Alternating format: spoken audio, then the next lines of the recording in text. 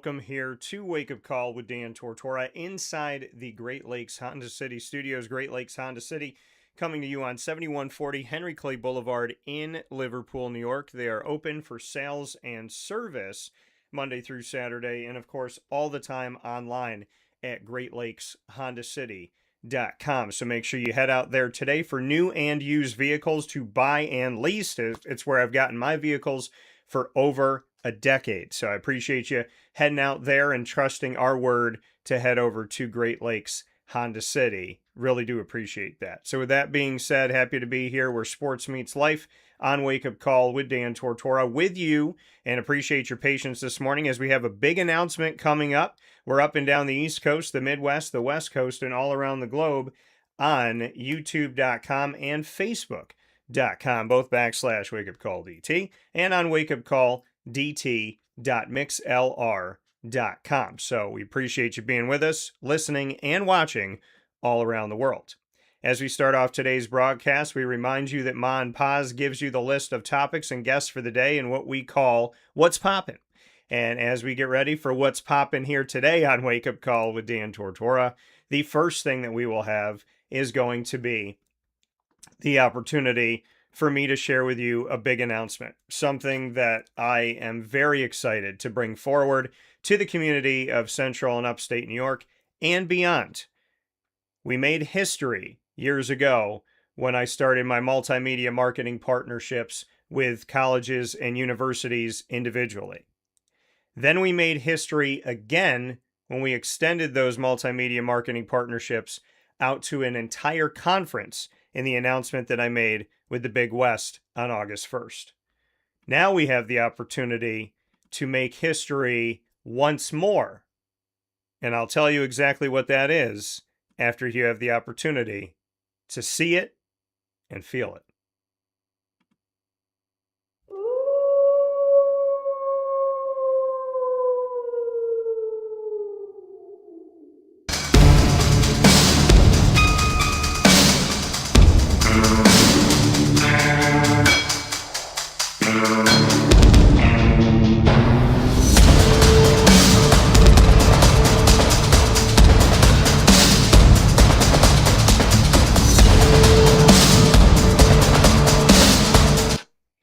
The On Tech Charter High School in Syracuse, New York is the first high school to sign a multimedia marketing partnership with Dan Tortora Broadcast Media and Wake Up Call with Dan Tortora, making history here in our community and beyond with what we get to do with On Tech Charter High School. It is truly an honor and a privilege to have this opportunity to share another piece of history and to do it with my hometown, with On Tech Charter High School here in Syracuse, New York. And there's a few things that I would love to share with you about On Tech, who they are, and what they want you to know. It's a fresh start for high school success, with personalized learning, hands-on opportunities, and a growing athletic program. They're focused on graduation and career readiness, strong student-staff relationships, which I know how important it was to me in my bringing up and my scholastic side of my life, leadership opportunities, and a different high school located in Syracuse, New York, open to all students in all of New York State from any district. To be part of the Wolfpack would be putting a premium on creating a healthy, caring community that focuses on the mental and physical health of teenagers. It's a different approach to education. It's a unique piece of our community here in Central and Upstate New York. And with that growing athletic program that is now adding girls basketball, has boys basketball, has football, has girls flag football, and I got to go out to one of their practices a few months back to see what is going on at On Tech. This is a beautiful time to get to know them because they are creating a new avenue to student athletes, a new avenue to students, a new avenue to families. And it's a beautiful thing to step out and do something different, innovative, to seek positive change, to go to places that haven't been gone to before, or maybe not in this way. So I am excited and honored for the privilege to welcome the Wolves home to Wake Up Call with Dan Tortora, as I now have the pleasure and the honor and the privilege of getting to spotlight and showcase what OnTech is with their leadership as well as their student athletes. Because we will have two different segments, as you saw in the promo video that I just aired. Those segments will be Wolfpack Mentality, where I'll have the opportunity to speak with student athletes, coaches, and leadership of OnTech Charter High School in Syracuse, New York. And then we will also have a segment called Leaders of the Pack, where I get to speak with, once a month, more specifically, the leadership that is running this ship that is OnTech Charter High School. So Wolfpack Mentality will be with us every single week. And then Leaders of the Pack will be with us once a month, mirroring what we do with colleges and universities. And I want to let that be known again. My multimedia marketing partnerships that began with Lemoyne College years ago has shown something that was unique to Central and Upstate New York, and to, in my opinion, the entire country, the way I do these multimedia marketing partnerships, the layers of them, the opportunities that come from them, and the spotlight that goes to men's and women's, girls and boys sports equally, that covers the entire gamut of the athletic resume of any of these places, the athletic portfolio of any of these schools, to do things uniquely, consistently, positively, and with a pure heart and good intentions, to tell the stories beyond the wins and losses, to tell the stories beyond the surface questions that happen a lot in interviews. We made history across the country with the multimedia marketing partnerships signed by colleges and universities, and in less than a decade, here on Wake Up Call with Dan Tortora and through Dan Tortora Broadcast Media, I have brought you NCAA Division I, Division II, Division III institutions, as well as USCAA and the NJCAA. Add in the August 1st, 2026 announcement of the Big West Conference, and that state-of-the-art partnership that I've created with individual colleges and universities has now expanded out to an entire conference. Take that partnership and now bring it to the high school. And we have made history in Central and Upstate New York and beyond, treating OnTech Charter High School with the same elevation and opportunity and spotlight given to colleges, universities, and Division I conferences.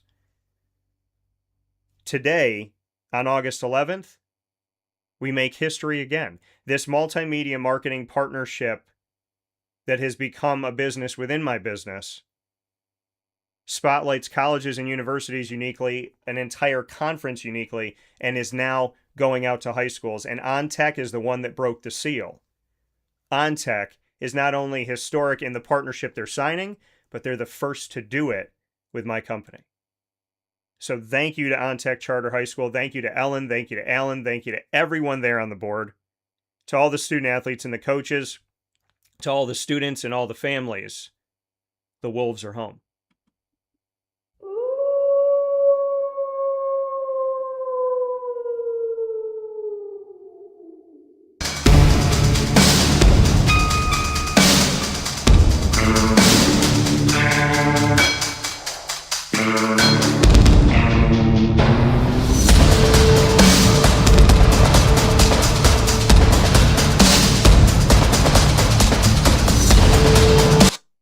We'll be back here on Wake Up Call in just a moment after this fast break inside the Great Lakes Honda City Studios. Stay with us.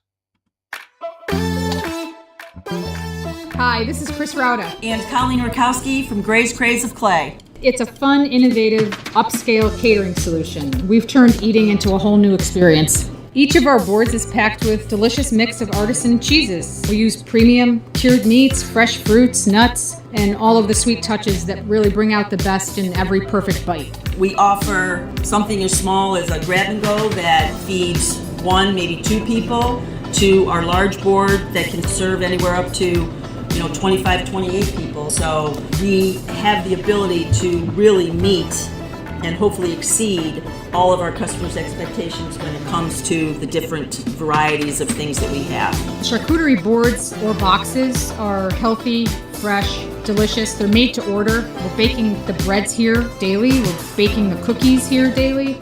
All of our dips are homemade, made in-house. All of our spreads are all made in-house. When you open that board or box that we have delivered or you have picked up, we want you to know that it was made with care and designed to completely elevate your event, celebration, or meeting. We've catered parties and events for up to 300 people. So if you're walking in to grab something for lunch or something for date night or movie night, that's great too. Our events go from you eating in the car on the way home to a catering event in a rehearsal dinner or cocktail hour or party. When we do, again, know what the event is specifically for a wedding, we like to schedule tastings so the bride and groom can come in and see what we have to offer. And we can then, as we talk, to try to understand what they're looking for, what the venue's like. We do like to have that one-on-one interaction when it comes to catering bigger events. Our address is 4599 State Route 31, Suite 5 in Clay, New York. We're on the corner of Route 31 and Henry Clay at Clay Marketplace. You can order on the phone by calling area code 315-409-4171 or online at gracecraze.com/clay-ny. Come visit us at Gray's Craze of Clay, New York, where we want you to celebrate everything. Hey everybody, this is Rockney Roberts from Willow Rock Brewing Company. We are here in Cicero at the Willow Rock Pizza Pub. And I'm Kevin Williams, also from Willow Rock Brewing Company. Happy to be here and happy to be partnering with CNS and Dan Tortora. You want some place where you can feel comfortable and hopefully ingratiate yourself with the community. And Kevin, he grew up right down the road from here. I grew up in Brewerton, so not too far away. We know the area, we know the people, they're great, and we were just really excited to be able to come to the area. Yeah, and having the opportunity to meet some of these coaches, some of the people in general already, and seeing the CNS colors kind of around, and already partnering on a smaller level with individual teams really made this make sense to us to really formalize kind of a partnership with the school and get this rolling. You know, Willow Rock to me has always been about high quality beverages, high quality experiences, and now high quality food at our pizza pub. You know, that was something new for us when we came to Cicero. Right from the drop, we knew we were going to have a focus on the highest quality food to go with our high quality beer. At the Willow Rock Pizza Pub, you're getting high quality, hand cut, top notch ingredients. We're open for lunch. That's a really important thing for us, is to be able to get that person in here like, hey, you only got 30 minutes for lunch, but we're gonna have something for you that you can get quickly and available to everybody. Yeah, we wanted something that was just a little bit outside the box, a little bit outside of comfort zone, but still something that you could rely on to be consistent and easy to look at and easy to be like, oh, I can see myself eating this. I can see myself wanting to have that more than once. Eating a whole pizza like our beef on weck pizza, I've never seen one anywhere. It's just a great ideas, great inspiration across the board. We're their spot to stop. We're their friendly neighborhood watering hole, as well as pizza place and place to stop for a restaurant. Not just beer drinkers here. We've got wines, we got cocktails, we got non-alcoholic stuff for the kids. The location is more important today than it ever has been before, and we're lucky enough to be here in Cicero.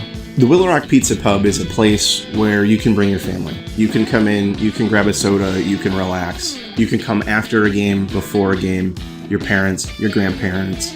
Our goal is to make sure that everyone's comfortable here. We want students, we want athletes, we want your coaches. It's going to be a good time. So come here, enjoy the high quality food, high quality beverage that we're going to offer to everybody. And hey, go North Stars. We're so happy to have the North Stars. We are very much a kid-friendly establishment. We have tons of space outside for everybody to be playing outside, as well as listening to live music, enjoying some pizza. The Willow Rock Pizza Pub is open 6 days a week here in Cicero. That is Tuesday through Sunday. And our website is willowrockbrew.com, and our socials are at Willow Rock Brew. So find us on the net, find us in person. We'll see you soon.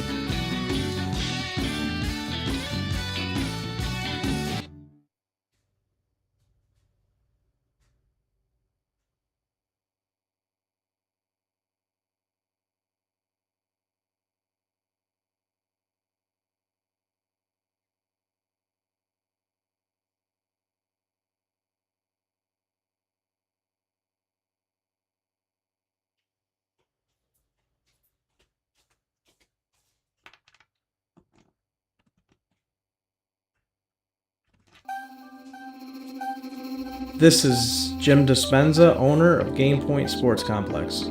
You hear the same story across any sport that kids play and any sport that adults play. There's never enough places to play. That was definitely true with volleyball, definitely true with basketball. It could be cheerleading, it could be field hockey, which is what we're seeing now. Every sport has a lack of places to play, and I think Syracuse in particular is a place where it's really bad. Despite the fact that we've got a lot of athletic talent around here, we just seem to have not enough places for people to play, and they're going to different places. They're going to Rochester, they're going to, Buffalo. They're going all different places because we don't have a place here, and I felt like that should change. This was a long project from planning all the way through execution to opening the doors. A lot of work went into it, obviously, a lot of money, a lot of resources, and the dream always was kids being in the gym, having a good time. I've always felt like sports is the most unfiltered joy that you can observe with people, that people can experience, because it is fun, it is a sense of accomplishment, it's all of that wrapped into one thing. And so watching kids going up and down the court with big smiles on their faces has been just amazing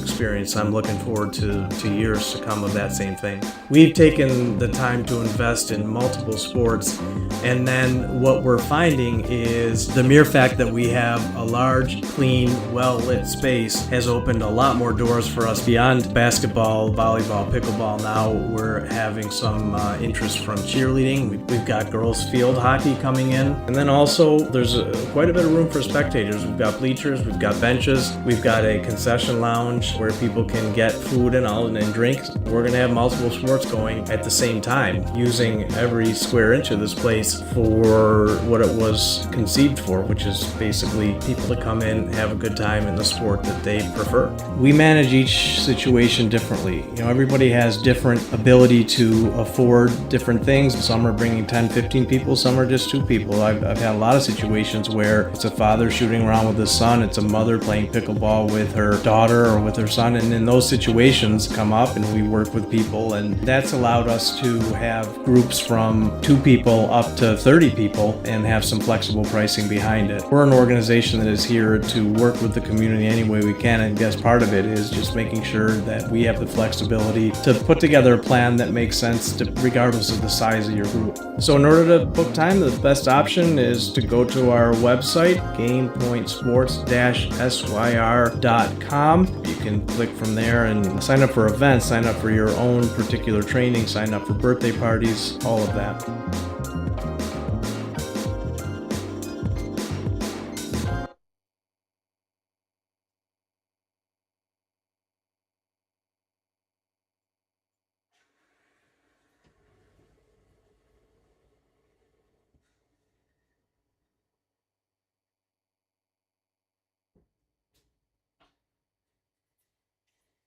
And a welcome back here to Wake Up Call with Dan Tortora, where sports truly meets that thing called life. We appreciate you being here, hanging out with us inside the Great Lakes Honda City Studios. Great Lakes Honda City coming to you on 7140 Henry Clay Boulevard in Liverpool, New York. They are open for sales and service Monday through Saturday and all the time online at GreatLakesHondaCity.com. Before the break, giving you the information that the Wolves have found a home. OnTech Charter High School becomes the first high school to ever sign a multimedia marketing partnership here on Wake Up Call with Dan Tortora. A template I created, a blueprint for colleges and universities, has now expanded out to high schools. And the first high school to sign this partnership is the OnTech Charter High School that is here with us in Syracuse, New York. I want to give you some information on OnTech, and I did that before the break, but to give you some more here on OnTech Charter High School, if you're interested in learning more about this high school and the opportunities, they're open to students all across New York State, regardless of district.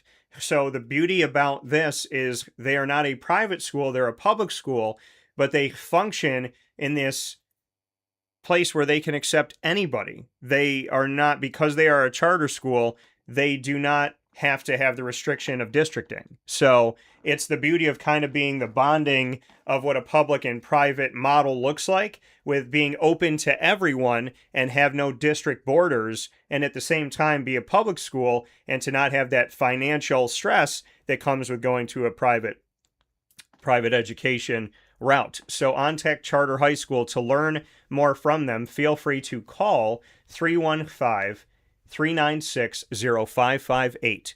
That's 315-396-0558 to get more information. And of course, to have this opportunity is a beautiful thing. The objective of OnTech is to create a community of members who aspire to and engage in lifelong learning while understanding their potential as contributors to society, to provide all students with a bedrock of math, English, and science literacy, with the objective to situate all students on an educational pipeline and identify as lifelong learners.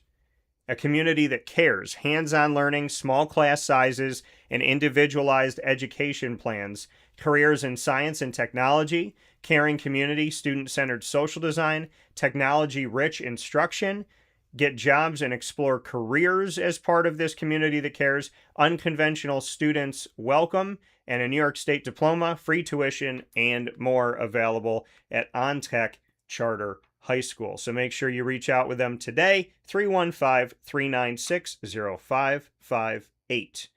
And so make sure that you spend some time to learn about OnTech Charter High School.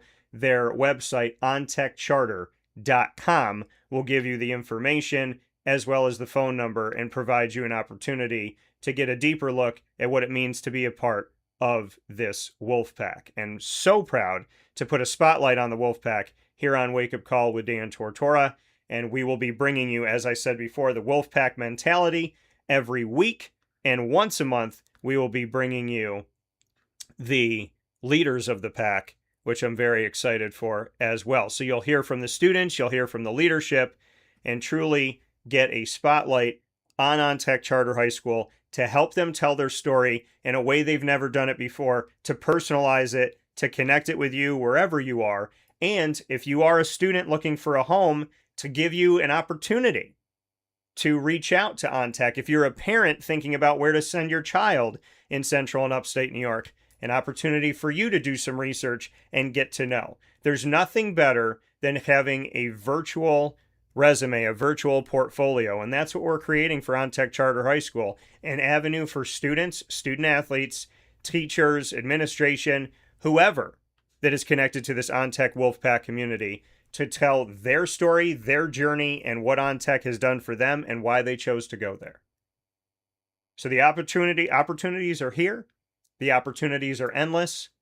And the Wolfpack has now made history here on Wake Up Call with Dan Tortora, becoming the first high school to ever sign our multimedia marketing partnership model.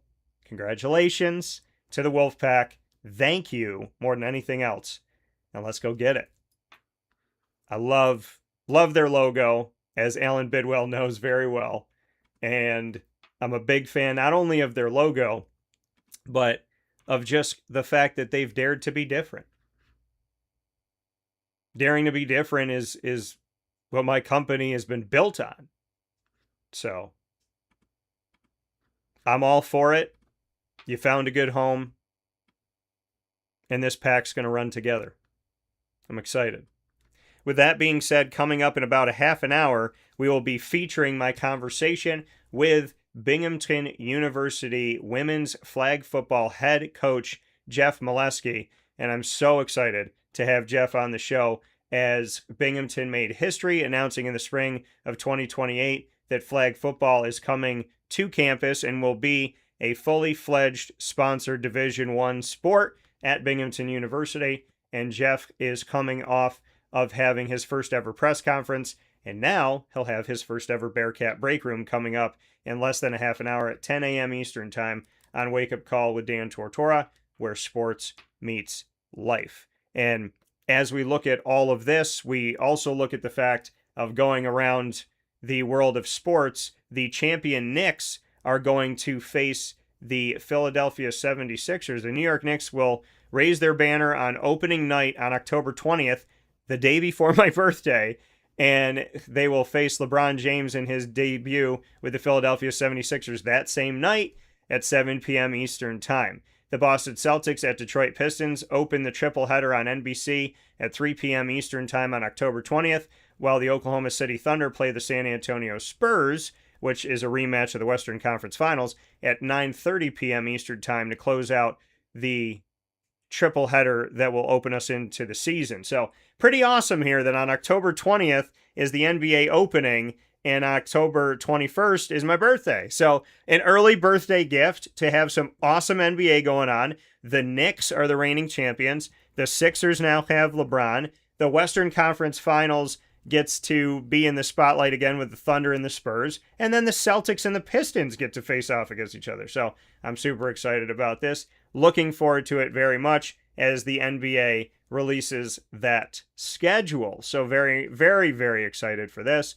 Now, a pair of double headers on ESPN highlight the opening week of the NBA's 2026-27 season. Giannis Antetokounmpo will make his debut with the Miami Heat as well. And that'll be against the Minnesota Timberwolves on my birthday, October 21st. The Golden State Warriors will also play at the Los Angeles Lakers on my birthday on October 21st. And the Cavs will face off at the Sixers, the Nuggets at the Thunder. Those will both happen on October 22nd. Two more games here, October 23rd on Prime Video were announced. Knicks at Celtics and Rockets at Spurs. The Christmas Day schedule was also announced with 5 games on ABC and ESPN, and that will be LeBron facing his former Lakers team. The other matchups are Spurs versus Knicks, a rematch of the NBA Finals, Heat versus Celtics, Thunder versus Wolves, and Nuggets versus Warriors. The Knicks will be playing their NBA record 59th Christmas Day game, following a tradition that started in 1947. Makes me think of Miracle on 34th Street. And so back in 1947, the Knicks had their first Christmas matchup. That was at Madison Square Garden. New York last hosted San Antonio on Christmas in 2024. And Victor Wembanyama, in his Christmas debut, set a Spurs record for points, 42, on Christmas, adding 18 rebounds, 4 assists, and 4 blocked shots in a loss fueled by a 41-point effort from Mikal Bridges of the Knicks. LeBron James will be making his 21st Christmas Day appearance in his record 24th NBA season, and the full schedule is going to be released this Thursday. Also playing on Christmas, Timberwolves and their star Anthony Edwards. That'll be his 3rd Christmas Day game, while Lakers star Luka Doncic will be making his 6th appearance on Christmas Day. So we got opening day, opening week, Christmas, released by the NBA early, and the NBA will be releasing their entire slate, their entire schedule, 82-game schedule for all of their 30 NBA franchises this Thursday, August 13th. We will get that on 8/13 is when it will happen.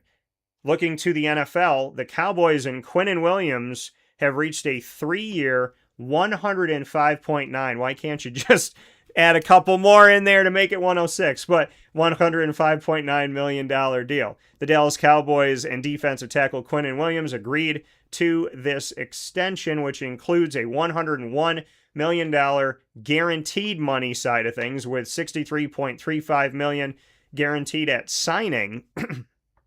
He also received a signing bonus of $31.85 million. So let's break this down again. The deal is $105.9.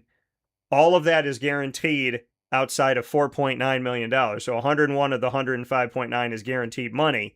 $63.35 million is guaranteed at signing. So more than half of that 101 is guaranteed when he signs the contract, allegedly. And $31.85 million is his signing bonus. The $35.3 million annual average is the second highest among D tackles in the country. And Quinnen Williams is 28 years old. Had been signed through 2027 in a 4-year extension worth $96 million. They guaranteed him $66 million from the Jets in 2023. He is now signed after going to the Cowboys through 2030. The Cowboys acquired Williams from the Jets at last year's trade deadline for a second-round pick in 2026, which has already happened, and a 2027 first-round pick and defensive tackle Mazi Smith, who leaves the Cowboys as one of their young, recent draft picks moving forward. So the Cowboys gave up a second-round pick this year, a first-round pick next year, and defensive tackle Mazi Smith, who's a young guy there to try and help them on their line with the loss of Quinnen Williams. In 7 games last year following the trade, Quinnen Williams was credited with 20 tackles, 1.5 sacks, 33 quarterback pressures, 2 tackles for loss, and a pass breakup. On his career, the 4-time Pro Bowl selection has 342 tackles with 41.5 sacks, 60 tackles for a loss, 134 pressures, 15 pass breakups, 8 forced fumbles, and a partridge in a pear tree is what I feel like I'm doing here right now. 3 fumble recoveries and 2 interceptions. He was a first-team All-Pro in 2022 when he posted a career-best 12 sacks for the Jets. He's the fourth defensive tackle to agree to a deal, averaging more than $30 million per season. The Eagles signed Jalen Carter to a 4-year extension worth $152 million, which is $38 million annually, while Jeffrey Simmons of the Tennessee Titans averages $35.2, and Chris Jones of the Kansas City Chiefs averages $31.75. So there's your top 4. Eagles, Jalen Carter is top, Cowboys, Quinnen Williams, then Titans, Jeffrey Simmons, and Chiefs, Chris Jones are the top 4 highest paid annually defensive tackles in the NFL. So hopefully Quinnen Williams will continue to do great things for the team as they get ready to go. Executive Vice President Stephen Jones said, quote, 1, let's talk about what he does on the practice field. I mean, he's a great player, and he's one of the hardest practicing guys out there. Anytime he lines up, you feel him. He doesn't take anything for granted, doesn't say, hey, I got this.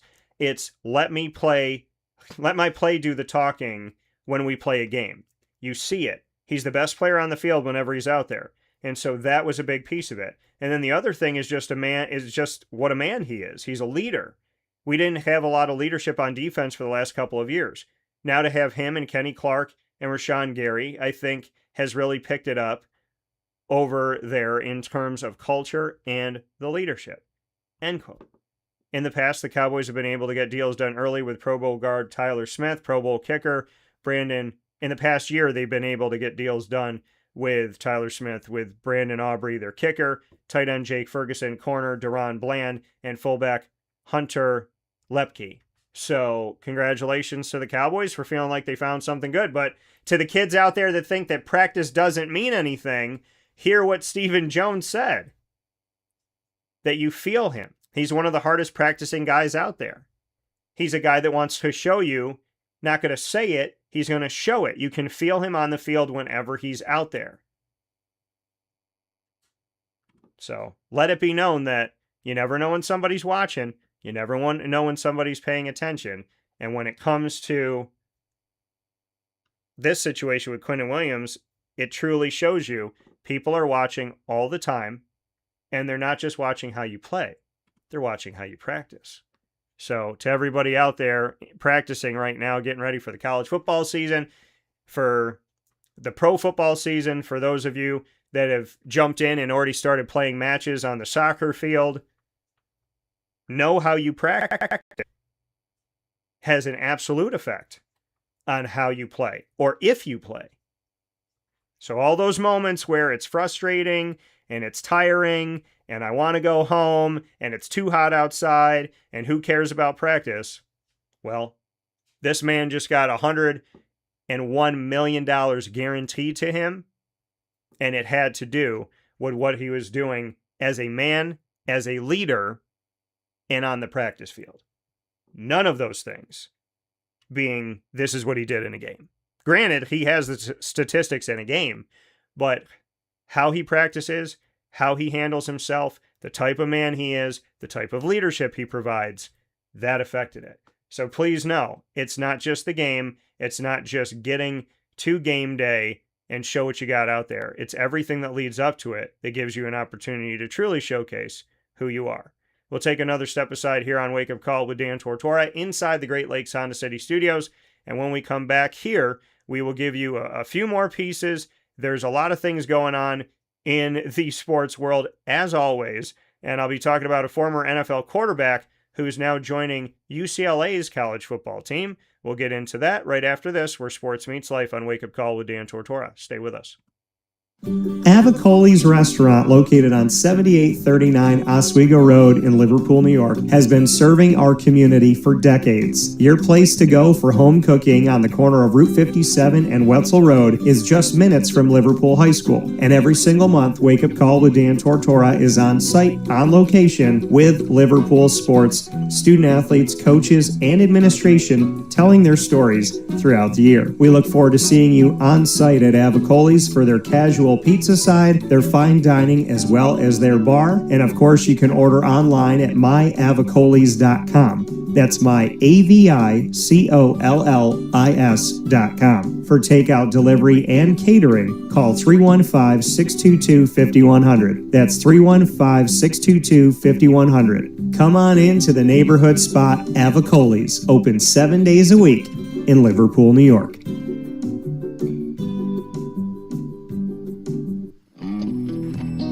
K9 Campground Dog Boarding is your home away from home for your furry-loving friends. Open 7 days a week with drop-off and pickup times in the morning and later on in the day and early evening. K9 Campground Dog Boarding is the spot to trust with your dog for short and long-term stays. Call 315-299-4013 for more information. That's 315-299-4013, and go to k9campground.com as well. That's KAMP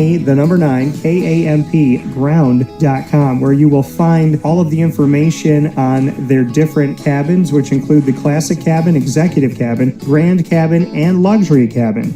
K9 Campground Dog Boarding, where your dog will have indoor and outdoor areas as well as their own private cabin for any size, any breed, as well as dogs with different needs. Dog parents and dogs alike choose K9 Campground Dog Boarding. Isn't that right, Lily?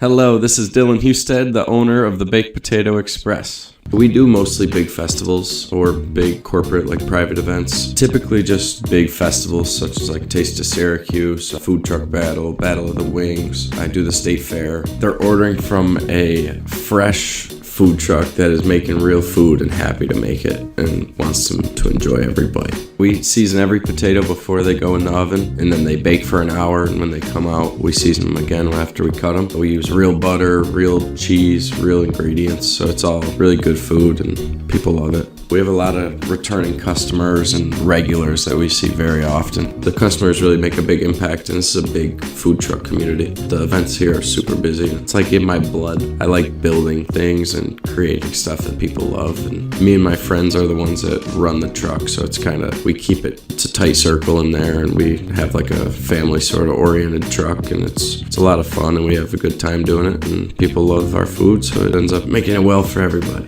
You can contact the Baked Potato Express at thebakedpotatoexpress@gmail.com or the Baked Potato Express on Instagram or TikTok. We are very happy to be partnered up with Wake Up Call with Dan Tortora as the exclusive sponsor of the Annoying Moment of the Week. And be sure to try DT's Baked Potato creation at all of our food trucks. The Baked Potato Express. Let's get baked. Looking for your next ride? Look no further than Great Lakes Honda City, located on 7140 Henry Clay Boulevard in Liverpool, New York. Serving our community for decades, their new and pre-owned vast array of vehicles are available to you Monday through Saturday on site. To search from home, shop at GreatLakesHondaCity.com. Call 315-365-5576 to set up an appointment. That's 315-365-5576 for Great Lakes Honda City, 7140 Henry Clay Boulevard in Liverpool, New York. Great cars, great people, Great Lakes.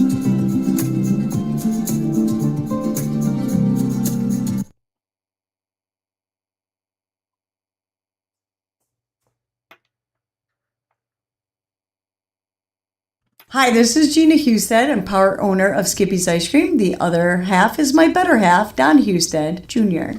When somebody comes up to the truck and it's a family, it's nice that the older generation is nostalgic and they can tell the younger generation, back in my day, we used to have the truck around our neighborhood. So now you're lucky because the truck can come to your party, and you're lucky that this truck is at a festival and you're getting to buy the ice cream. And basically we're ice cream that comes to you now, specifically comes to you, not for you waiting for us, we're coming to you. We will do neighborhoods if you have a block party. We do birthdays, we do anniversaries, we do celebrations of life, we do wedding showers, we do festivals, we'll do corporate events, we have a lot of corporate picnics, we have family reunions, so it's a whole wide range of whatever party you have, we'd love to be at. We're so appreciative of the community, always coming up to us at festivals and calling us to have different events. We have a lot of return customers. We always have people coming up to our truck. We're always there for the community. We always try to give back to different organizations and fundraisers, and so I think the community sees that. We like to give back to them. This is where we live. This is where we were raised. This is where our kids were raised. So the community is very special to us. I mean, obviously we've lived here our whole lives, so it means a lot that they come up to our truck and that they choose us, because we're just there to please the community and deal with as many people as we can in this community, because this is, like I said, where we were born and raised. If you'd like to get in touch with Skippy's Ice Cream and have us at your next event, I would suggest using our email, skipthecake, skipthecake,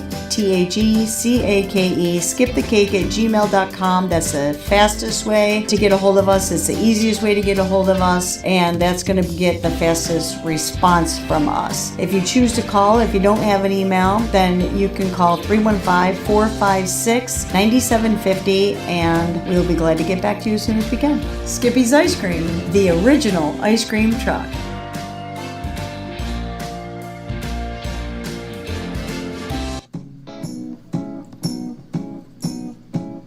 In these unique times, there are those in our community that give us a sense of normalcy and positivity. Pizza Man on 50 Oswego Street in Baldwinsville has been here for you for over 35 years and is here now. Call 315-638-1234 or order online at pizzamanbeeville.com to bring those familiar tastes into your home. And remember to come see our monthly on-site broadcasts centered around the community and our Baldwinsville Bees. Pizza Man in Baldwinsville. Any way you slice it, they are always here for you.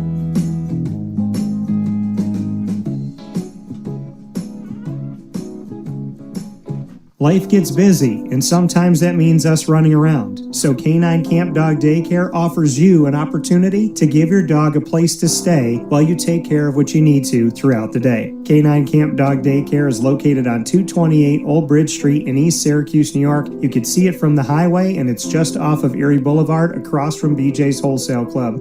Call 315-437-7110. That's 315-437-7110 to schedule an appointment to bring your dog in and tour the facility. Appointments are Monday through Thursday after 6:30, where you and your dog can see everything that Canine Camp Dog Daycare has to offer, including a self-serve dog wash and a retail store filled with all of your dog's wants and needs, including food, treats, harnesses, leashes, and more, making Canine Camp Dog Daycare your one-stop shop for your furry-loving friend. Right, Lily?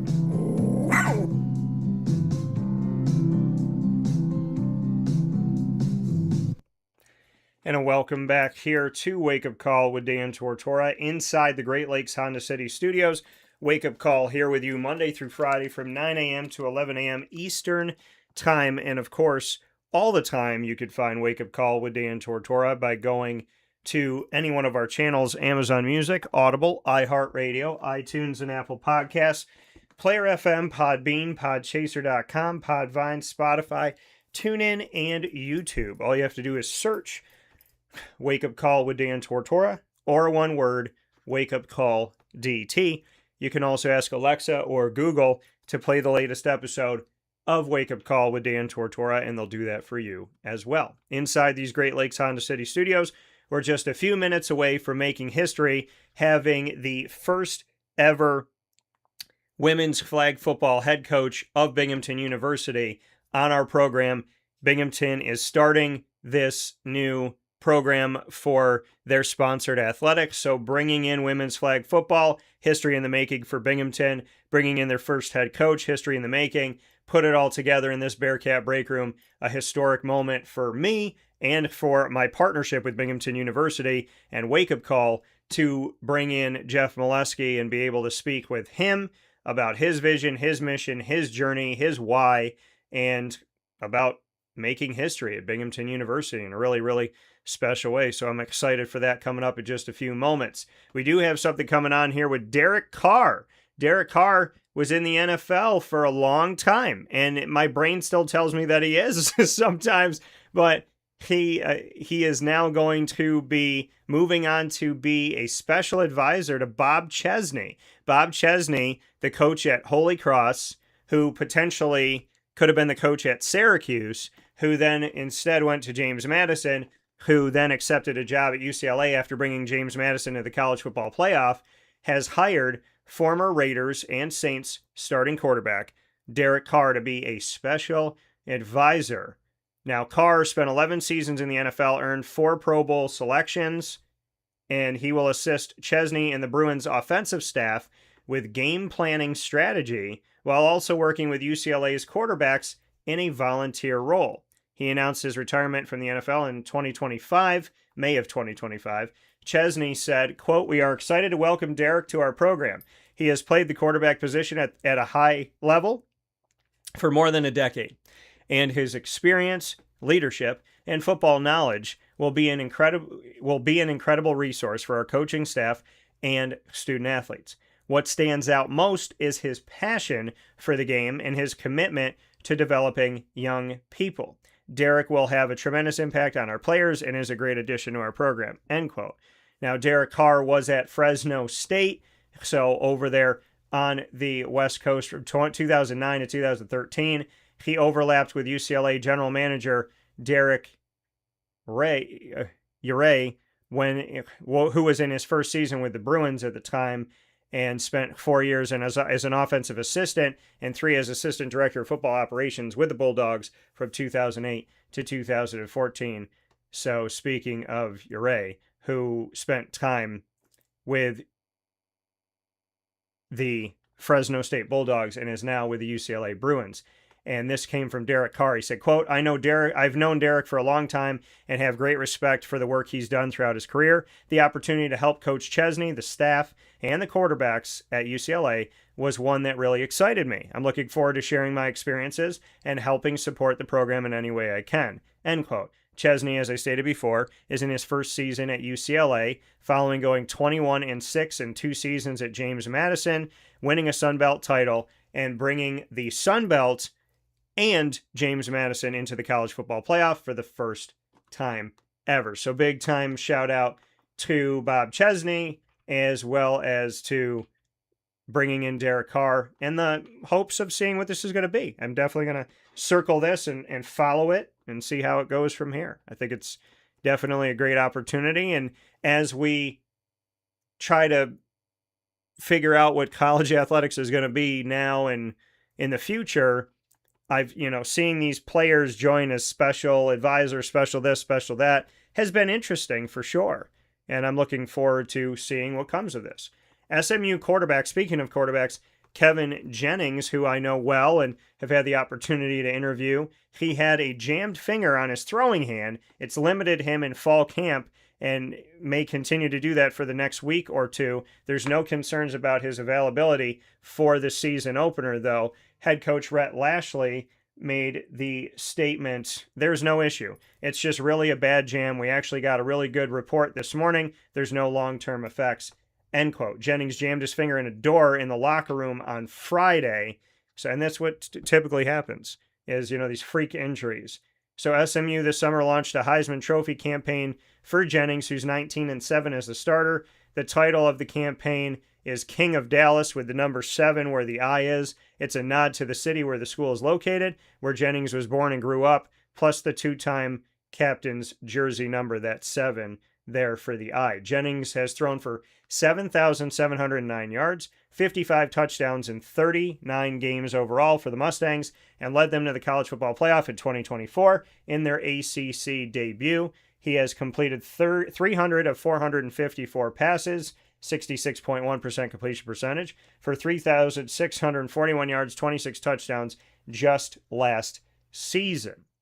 The school is also putting his name on a new recovery center in the Mustangs football complex. So let's hope for the best here. Lashley said Jennings can, quote, rest his legs and rest his arm. One thing I know is Monday night on Labor Day, his arm will be live, end quote.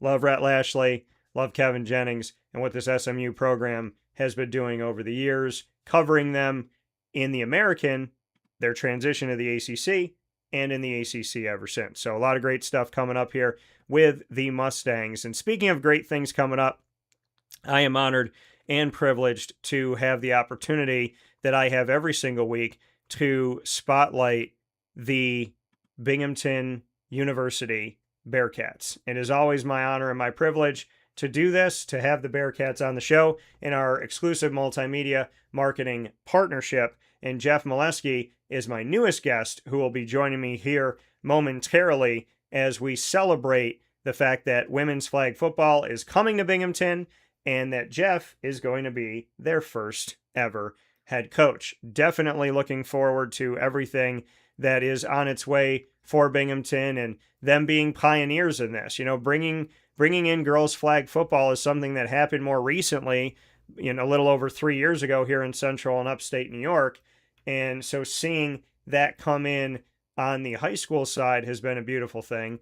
And then seeing it come in now on the collegiate side, we've seen it at different levels, but Division I committing to this, Division I having the want, the desire, and the forging forward of bringing in women's flag football is a beautiful thing. And it's putting women's flag football in a place where, this respect continues to come in nationally. We see it in our communities. And like I said, we see it at the high school level in central and upstate New York start to work its way in. And now we're seeing it at the collegiate level. And with that being said, it's an honor and a privilege to bring in Jeff Melesky here with me on Wake Up Call with Dan Tortora, where sports meets life.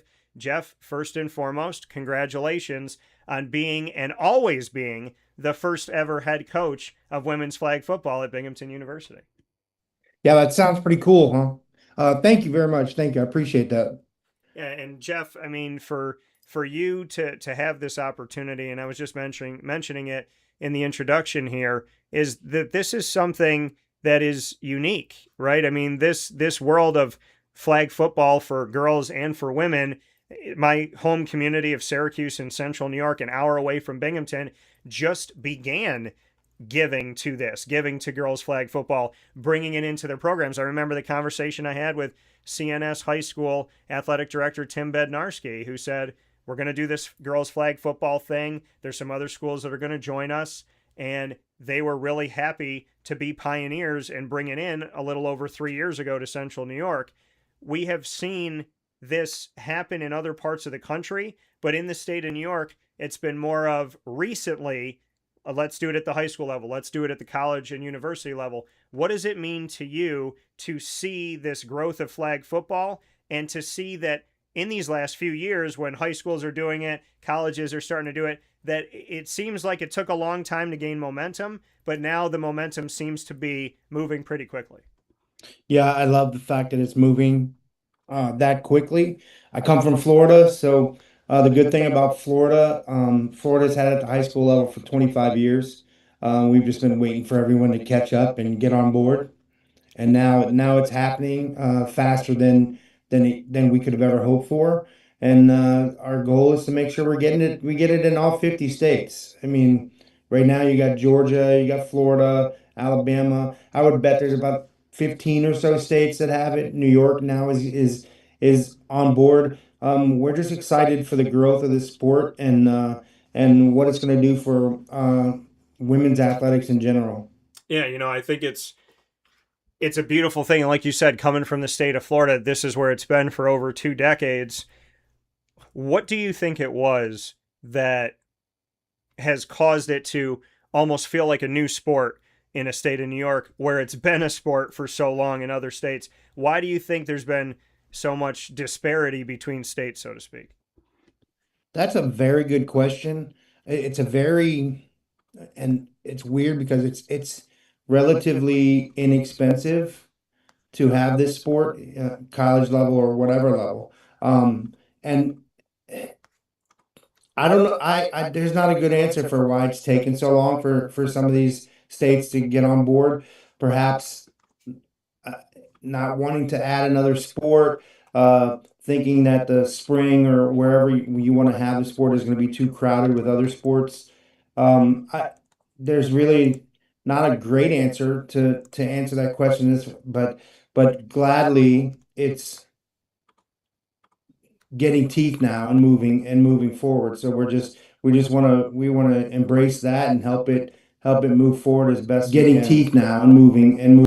Right. And seeing that, like you said, embracing that, the fact that it has teeth now and that we are seeing it move forward. What does this do? I mean, like you brought up the spring, right? And the overcrowdedness. And I've spoken with coaches about this because, maybe lacrosse is a big thing in central and upstate New York. And so there were some that said, okay, well, if you bring this in, you're going to take people away from lacrosse. You're going to take them away from these other spring sports that are happening, maybe take them away from softball and whatnot. But here's my thing. If there's a threat that they could be taken away, that can mean that there's more of a passion for it. Right. And so to me, I think it's important to provide opportunity, let the kid decide. And there's kids that want to do it all, right? They want to play lacrosse, they want to play softball, Absolutely. they want to play flag football, and they have to make a decision.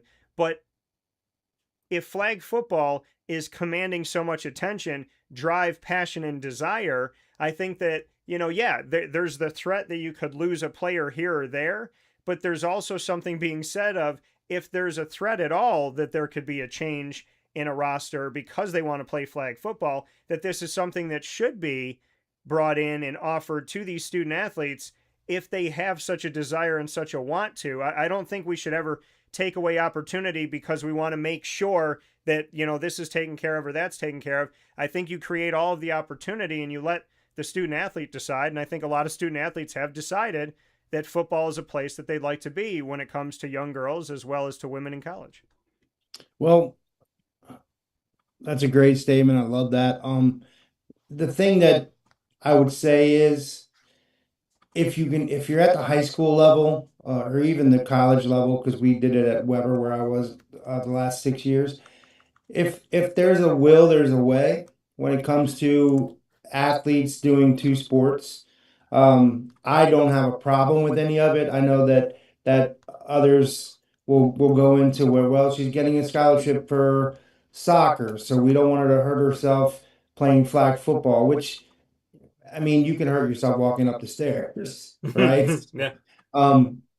We had it when I was at the high school level. We had girls that would play softball and do flag football, or play lacrosse and do flag football, and it was just a matter of working out with the other coaches just some ground rules. If there's a softball game, the girls are going to be at the softball game, but if we have them for a flag football game, then they might miss a little bit of practice. But we would have girls go to softball practice and they'd be on the softball field, and then as soon as softball was over, they're running from the softball field over to the flag football field so they can finish up the practice with their teammates. Yeah. It's it At the college level, it's a little, like I said, the college level is a little bit different. We actually had a very good relationship with our athletic department when we were down at Weber, where we got to share athletes. And they would welcome that. And I'd have the basketball coach come up to me and say, "Hey, you got to look at this girl, Kalia. She's pretty good, and I think she can play flag football." So we would help each other out, and as a matter of fact, it helped everybody out. So because when I'm looking at a player to recruit, and they say they play soccer and they play flag football, well, at that point, the only way you could play flag football was at the NAIA level. Yeah. So I might be getting an athlete that is a heck of a flag football player, but probably could have gone and played D2, D1, whatever soccer, and now she's decided, I want to do both, so now I'm going to go to NAIA school. So in that case, it was helping some of the other sports for me to get some athletes in there, for them to get some probably I don't want to say better, that sounds bad, but for lack of a better term, better athlete on their program. Um, but yeah, if you can find a way to do it and you're the type of student athlete that can do it, because there's not a lot that can focus and share their time and still be that student athlete you want, then it's definitely worth it.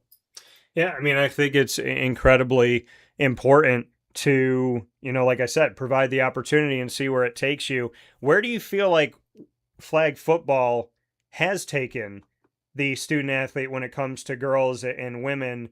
What do you think flag football has had when it comes to impact on women's athletics, on girls' athletics?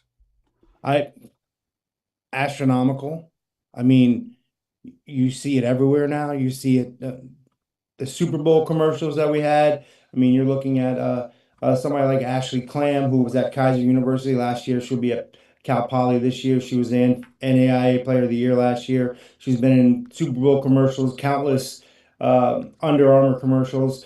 So she's marketed herself great, and it was funny. I remember going to a game down at Kaiser last year, and the amount of young girls that were there to watch the game.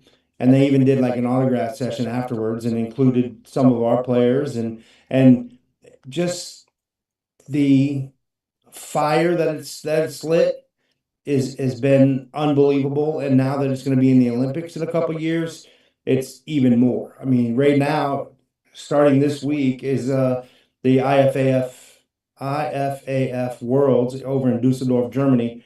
And you're going to be able to watch those online and see these young ladies really excel and show the little ones that are watching this game that there's something after this, and the United States is going to go over to Germany and try to win another gold medal. But when you look back at things, every every little girl likes to sit on the couch with their dad on a Sunday afternoon and watch whoever. They root for the Jets, the Bills, the Bucks, whoever it is. They like that. Now they're learning that, hey, I get to play this. And for some reason, if you're athletic and you go out and throw the ball with your dad and you're not dropping anything, you're catching everything, and all of a sudden you're like, hey, wait a minute, I could do this, I could play this game. And then now it's just opening up more possibilities for young women. Yeah, and seeing the talent. I mean, it's crazy to think that okay, football is a sport that only guys like to play. I mean, it's just it's nuts to even think that. And like you said, I mean, there's so many women that go to games, that watch the games, that talk about the games. There's a love and there's a passion for it, an affinity to it, and I love seeing it in my community. I absolutely love interviewing, which I did, a few months back, interviewing a girls' flag football team and hearing that they're going to go off and play in college. And, Yeah. you talk about Weber and, NAIA and whatnot, and that used to be the only avenue, the NCAA kind of opening it up. But Division I institutions saying, let's do this thing, this in and of itself is more recent, that Division I is saying, okay, at the highest level of collegiate athletics, we're going to make this a sponsored sport. What does that mean to you? I mean, you get to do it with Binghamton University, but seeing that the NCAA has embraced women's flag football and that at the Division I level, this isn't okay, Division III, Division II, do your thing, whatever. This is Division I saying, we're going to put in the world we live in today with NIL and the transfer portal and all these things going on and the house settlement, the race settlement, amidst all of this, we are going to sponsor this sport and we're going to expand our portfolio as an institution. To see Division I do that at the NCAA level means what? Oh, it means everything. The reach that it will have, the NCAA bringing it forward. I think what they did was the NAI kind of just said, "We're doing it." I'm not sure how much was thought about it. I knew that it was a thing, and they went, "We're going to do it. We're going to make a good product." And for the most part, it's a very good product. When you look at some of the teams in the NAI level that have done well, the Webers of the world, the Kaisers of the world, Ottawa. Uh, Ottawa won five in a row, and then their two coaches left, and now they're going to start the program at Nebraska. I get to leave Florida, come up to New York, and start a brand new program at Binghamton. So the reach is there, and these girls now are. It's almost like a dare for them, and I'll tell you because the the football game, when you just talk football, it's a completely different sport than boys football, men's football. Um, and when the NAIA started doing it, and you started seeing these teams like Kaiser and Warner, you look at it and you go, "Oh my, this is exciting. This is good. These girls are athletic." I can't tell you how many people that came to a game for their first time when I was down in Florida and saw the athleticism of these young ladies and said, "Oh my goodness, I've got to watch more of these games." Yeah. And it's that thing where the girls are like, "Oh, you're doing that? Guess what? I can do that too."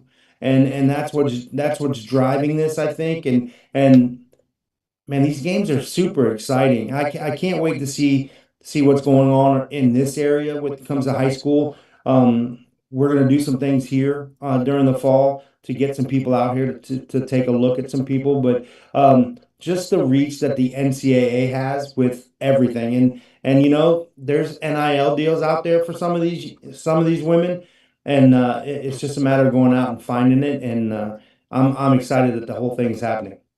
Yeah, and you being a part of NAIA down in Florida and with Weber and the work that you did there in the Sun Conference, to let people know if they don't, I mean, a lot of people know the NCAA, they don't know the NAIA, 20 conferences, Sun Conference a part of it. How would you describe the NAIA when people typically think collegiate athletics, they think NCAA? Right. It's weird because I was an athlete in high school. I never really knew anything about the NAIA either. It's just another avenue for athletes to play at the next level. And you can look at it how you want, like it's NCAA 1, 2, 3, and then NAIA. I didn't look at it like that for the simple reason with flag football, we were the only thing around. So if you wanted to play flag football at the college level, you had to play either club ball or NAIA. But NAIA, for anyone out there that's an athlete and you want to continue your athletics after you graduate. Yeah. I mean, there are some programs. If you look at the baseball side of things, I know baseball is a different kind of entity. If you're talented, people are going to find you wherever you're playing. And then some kids might want to go to an NAIA school because it's closer to home, and then maybe transfer out to something bigger if they want to. But it's just it basically what the NAIA is just another avenue for these student athletes to continue their athletics after high school. Yeah, and having the avenues here expand out, like we said, to NCAA Division One now just shows the increasing momentum that we're seeing with girls and women's flag football. Here in this edition of the Bearcat Breakroom in our exclusive multimedia marketing partnership with Binghamton University, our guest today here on Wake Up Call inside the Great Lakes Honda City Studios, Jeff Melesky, joining us here as the inaugural head coach of the Binghamton women's flag football program.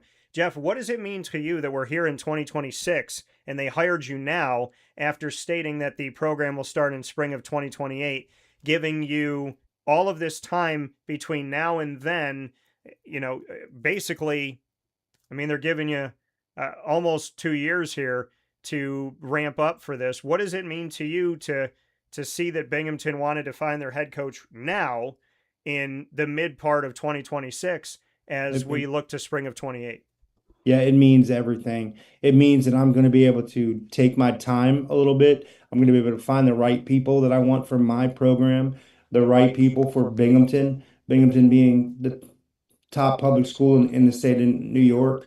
We're going to find the right people that are going to fit both the Binghamton culture as a student and the Binghamton culture as an athlete. And being what Binghamton has done has basically said, you're the guy that's going to lead us to a national championship. We're giving you all this thing. We're going to give it to you. You can do how you want to do it. I'm going to recruit a lot. I'm going to try to find these diamonds in the rough that are around here that haven't got the publicity that you might have gotten in Florida or somewhere else.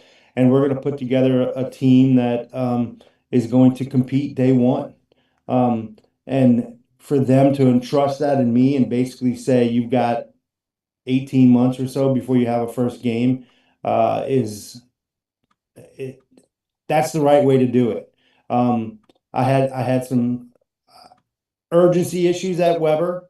They hired me in June and said be ready to go in August. So it was like a month and a half where I was like, I got to go find people, which you know what? It worked out for us. We found some soccer players, we found a couple volleyball players. We got some recruits in there in the last minute, and we competed in that first year. I mean, we got some COVID issues in the first year, but we still competed at the highest level. And the Sun Conference, hands down.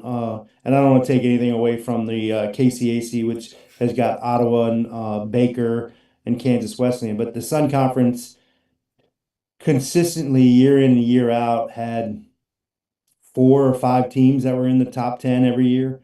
So we're playing day in and day out against the best teams in the country, and the whole thing, iron sharpens iron. That's what it did for us in the Sun Conference.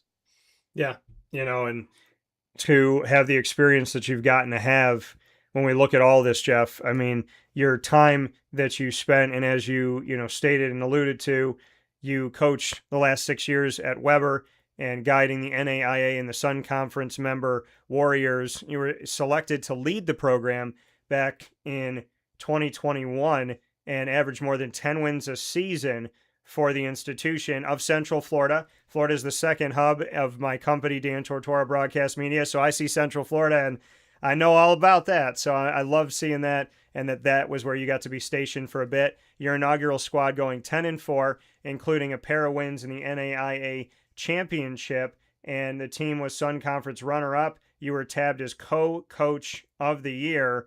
And while you were at Weber, they equaled or increased their win total in each of the last 4 years, including a 15-6 mark this past spring. Your 2026 team went 4-0 in the RCX Women's College Flag Finals. So, I mean, having all the success you had at Weber, tell me the how. What was it? What's in the toolbox? What do you need? I don't want you giving away the secret sauce of Binghamton. Please don't, because I want to see you do your thing, and you got to keep some things to yourself. But being at Weber International University in Central Florida, where you built a contender and you consistently equaled or gotten better, having 10 wins in a season, double-digit wins is normal to you. What are some of those pillars of your foundation to create the program that you created? I'd love to tell you there's a secret sauce, but there's not. I joke with some of my other coaching people that I know, Coach Mims over at Warner. We joke about it all the time because we were on a staff together at a high school that was pretty good. And we said one year, like, we're going to tell the coaches when they ask us what's the secret, we're going to say hula hoops and tennis balls. We do a lot of hula hoops and moving the hips, and we do a lot of tennis balls, and that's far from the truth. This game is a very easy game. If you can catch the ball and you can pull flags, you can win games. And when you're not catching the ball and pulling flags, then you're probably going to lose some games. But it's getting, the secret is just getting the right people for your program, buying into what you're trying to build. And then one of the biggest things with a lot of these athletes at whatever sport, if the athletes know that you have their best interests at heart and you care about them, 99% of them are going to run through a brick wall for you. And that's what you need. You just need them to buy into the program. When you let them get a little taste of success, I always tell my athletes, I said, I hate losing more than I love winning. Yeah. And if you can do that and just hate to lose, that means we have one team rule. My one team rule is don't let your team down. Yeah. Period. End of story. If you don't let that, and that includes so many things. It includes making sure you show up for weights, making sure you're going to class and staying eligible, respect for each other on and off the field, having your teammates' backs, listening to coaching staff, it encompasses everything, and you just have to find the right people who will fill that position. And I mean, you talk about positions, and all of them are very important. But we're going to go out. We're going to look for. I think there's the two most important positions on the field are obviously the quarterback. The quarterback's got to be super smart football wise, know how to read a defense. And then I think the second most important position is the rusher. And the thing with the rusher is you have to have a crazy mentality to be a rusher because you're going to fail 95% of the time. I mean, you're not going to sack the quarterback every time, but when Yeah. you do, it's a game changer. I mean, you're taking one down away and backing them up. If you break up a pass, it's a game changer. Just knowing your assignments, knowing what the defense is doing, knowing what on offense. I mean, plays are not crazy. There's nothing you can uh, put up that somebody's not going to know how to do something with it. The thing with offense and making sure that you're going to be good enough with the system is the quarterback can read. You got a first read, a second read. I mean, everybody does the smash play where you got hitches on the outside and corners on the inside. It's just a matter of what the quarterback is willing to do as far as is the first read open, then throw it. And if it's not, then you're going to the second read. If not, you're going to take off and be an athlete. But it's so funny because I recall a story. My mentor, Josh Saunders, down at Robinson High School and now with the USA national team. He's over in Dusseldorf. He tells a story of one of our players who's on the she was a quarterback her senior year, and Robinson was in the district championship or something to that effect, and she scrambled around and threw the ball, and the girl makes a great catch on the sideline and running down for the game-winning touchdown. And the only thing Coach Saunders wanted to talk to Dalia about, the quarterback, was why'd you throw that ball so late? Not we Yeah. just scored and won, but you threw the ball late. Yeah. And holding them accountable for stuff like that is what's the secret sauce, I guess. If they buy in, then it's even better. So Yeah, and like you said, I mean, there's no true secret sauce. It's always comes down to the people, yeah. right? Who you surround yourself with. So, in the creation of your staff, what has Binghamton stated to you that you can do? How big is this staff? What does it look like? When can you put it together? Are you already starting to turn the wheels of putting the staff together? Bring me into what you can do staff wise, how many, just what this all looks like. Okay, so we actually had a meeting about it yesterday. I don't know how much I can divulge. I think the job description is going to go out in the next couple days. We're at least looking for one full-time assistant, that's for sure. And I have I have some people in mind that I would like to see apply for the job, but of course it's going to be opened up to everybody, and we're gonna have a search for an assistant. Um, they told me I can have as many volunteer assistants as I want, which would be great. Yeah. And it's crazy when people hear flag football and it's new, and I've already had 5 or 6 people reach out to me and say, "Hey, I'm around and I'd like to help out if you need anything." So, um, taking people in with that is big for me. At Weber, I did it all on my own. Yeah. I finally got an assistant coach last year, but he was the SID, so during games he had to do other stuff, SID stuff. But yeah, I think I think we're at least going to have two full-time coaches, myself and one other, and we'll work uh, beyond that. The more I can get, the better, because more eyes on the field and more eyes on plays and players are going to help the long run. Yeah. And when you're putting together your roster, obviously you can go and you can look and see programs, who's coming up, who's going to be available for that 2028 season for you. So bring me into recruiting. Are you looking locally? Are you looking, since you have the connections down in Florida, since you come from Virginia, are you looking up and down the East Coast? Are you looking everywhere? bring me into the assembly of this as far as geographically where you're looking for the student athlete, and then how soon can you start, NCAA ruling of an upstart program and all that. When can you start sending out your offers? So verbally, I can give offers right now. I'm pretty sure.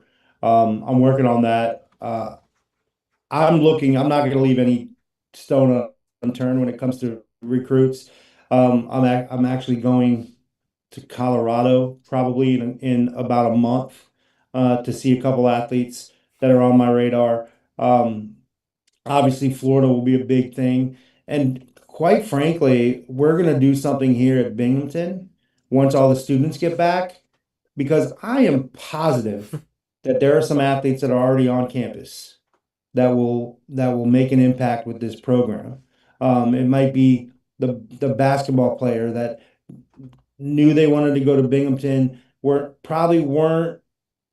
elite enough to play D1 basketball, but will be able to play flag football. But it'll be interesting. I made the number the other day. I think there's at least 8 people on campus that probably can play flag football. I've already been couple people have already reached out to me and are going to come see me once they get on campus. Um, I want to see what's going on around here. The Yeah. 17, I think somebody told me 17 schools in Broome County have it. So I'm looking forward to getting out there. I'm looking forward to doing some kind of clinic here at the university where we bring in uh, all ages, 8th grade through 12th grade, and just see what we have here. And like I said, there's going to be some diamonds in the rough. I think there's going to be some transfers that come in from like the NAIA level and the JUCO level uh, that want to go D1. Yeah. Did I just lose something here? No, I'm with you. Oh, okay. We're here. Yeah. But yeah, we're not gonna leave any stone unturned. We're gonna find the right people for this program. And roster size wise, how many can you carry? I think I can carry as many as I want. I mean, obviously, there's going to come a time where you're probably going to break it down into varsity and JV like they do every other sport in D1. But they've told me here that 25 is what we want to shoot for as the max roster. Okay. And it seems reasonable. 25 is a lot, but it's definitely doable and reasonable. And I've got a whole year to figure that out and collect bodies in here, so that we can fill that roster out for 25 like they want. And for, as far as scholarship wise, is it a full scholarship, or is there going to be some that will be full and some that will be partial? I mean, how does that kind of all break down? I think there's according to the NCAA, there's a number that we're allowed to have Okay. as far as scholarships. And I know they're kind of don't really know what the number is going to be as far as flag football quite yet.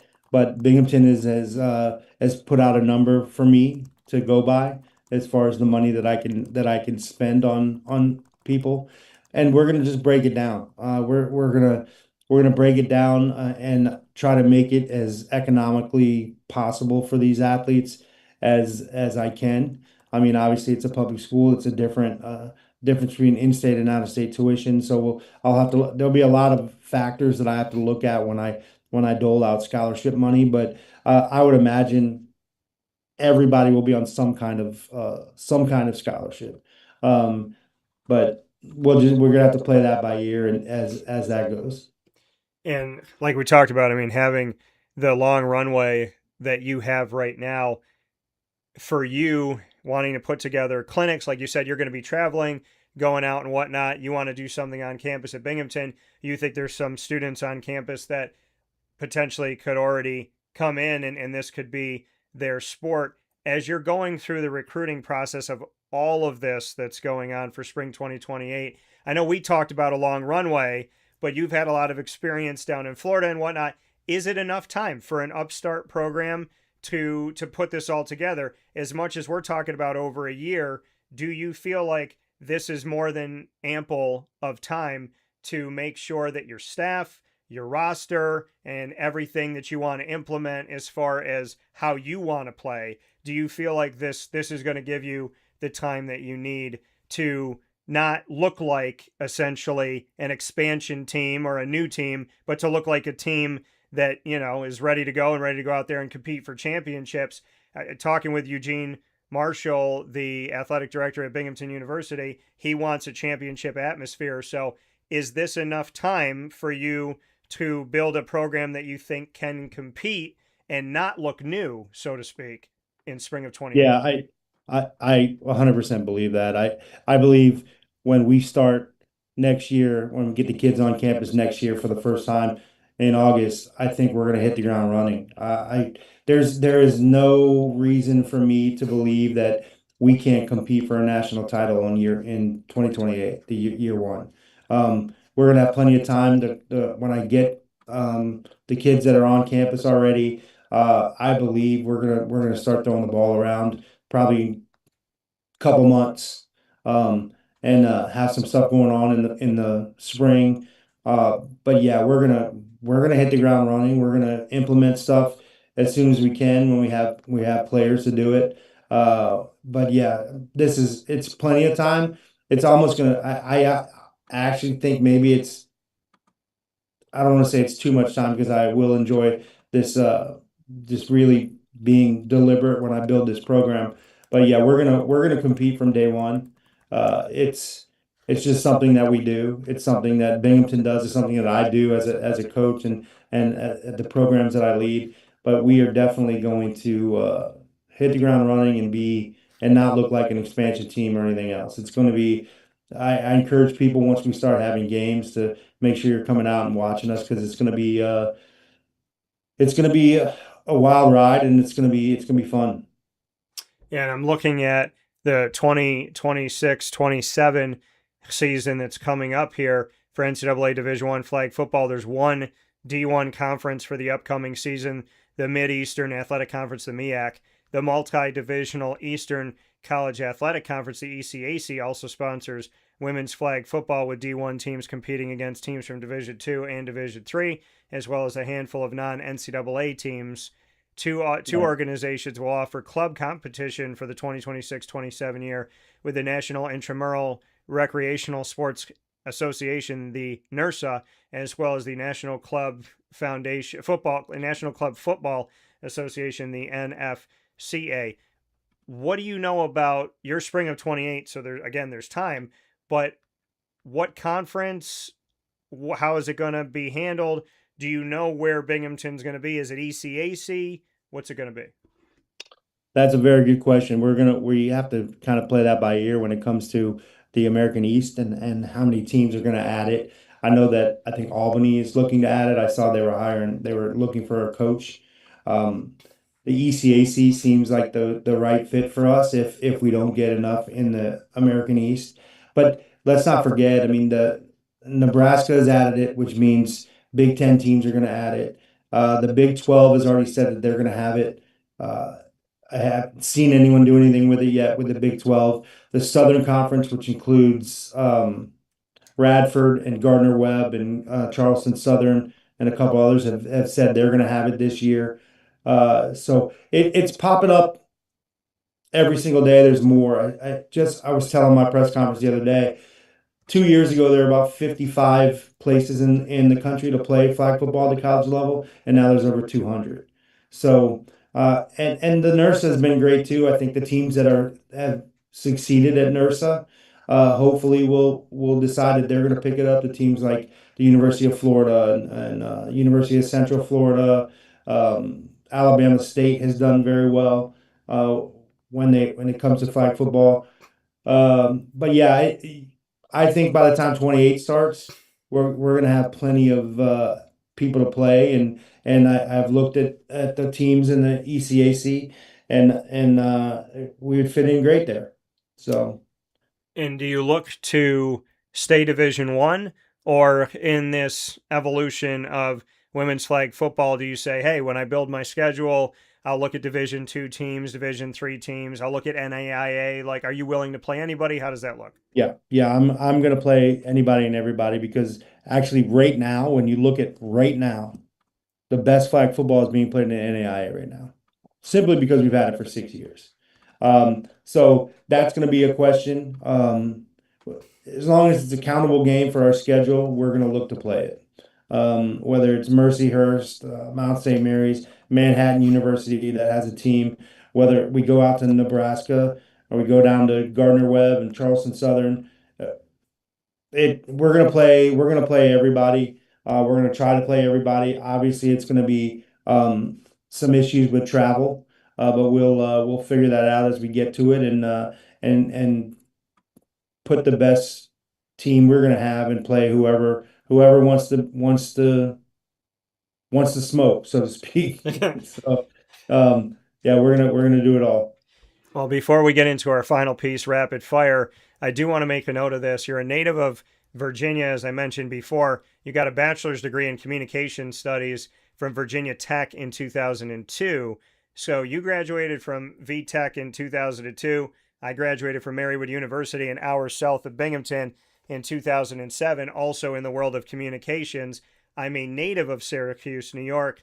Virginia Tech used to be in the Big East with Syracuse. Now they're both in the ACC. So are you a Hokie when it comes to other things in life? Are you not a Hokie? Do you have a problem with Syracuse? Are you and I going to have to talk about this off air? Are we going to have to find some common ground? What are your thoughts on that world? I'm a Hokie. I'm definitely maroon and orange, man. Maroon and orange.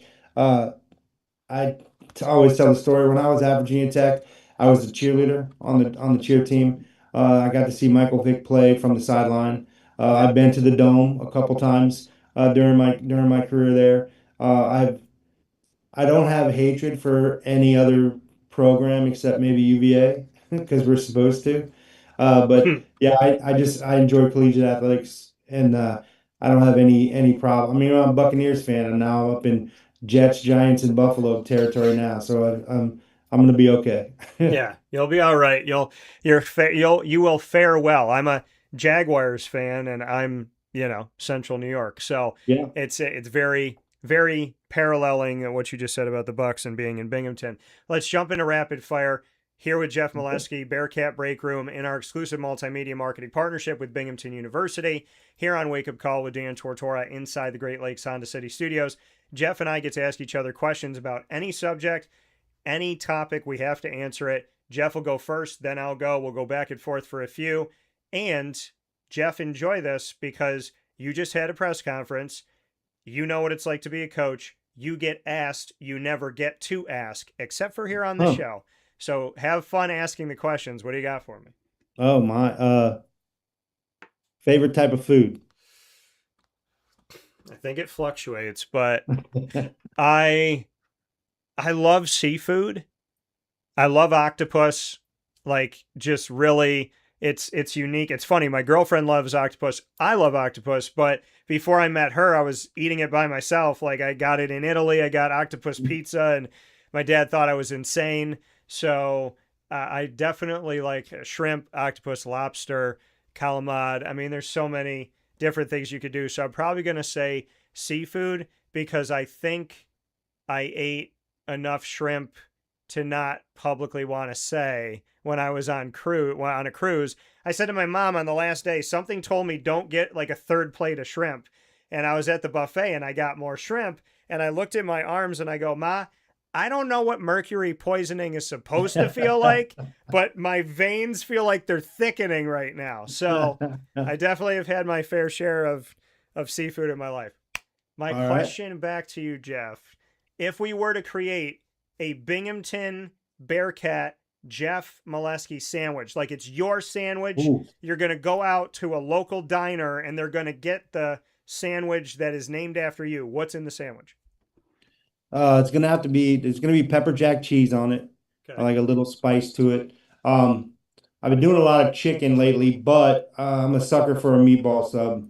So some kind of meatball marinara sub with a little bit of onion probably and and some pepper jack cheese to give it a little kick. All right. I'm with it. Very simple. I'd go for it. I need a good meatball sub from somewhere. What's your second question for me, Jeff? Oh my. Favorite sport to watch? I think it's got to be football. I mean, and I'm not saying this because I'm talking to a flag football coach, but I think it has to be football. I've played flag football. I actually started a league years ago with my listeners, and I said, "Hey, like, whoever wants to do this, let's go do it." And I went out and played.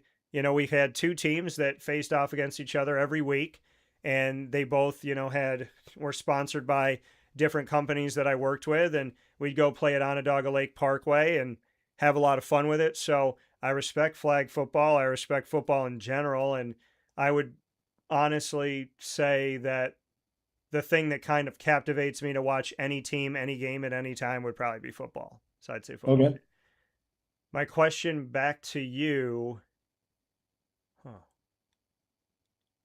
If you were to hire me, 22 years of broadcasting experience plus, flag football quarterback, and even though I'm not a big 300-pound dude, I do trust my ability to get to the quarterback at times. I do love a good interception, and I have thrown a pass to myself. So Brett Favre. There you go. Yeah, what'd you say? I said just like Brett Favre. Yeah, and Cam Newton after. So Yeah. I will. So if you were going to put me if you were going to have me on your staff, and I was going to coach a specific thing on your staff, where would you put me? It'd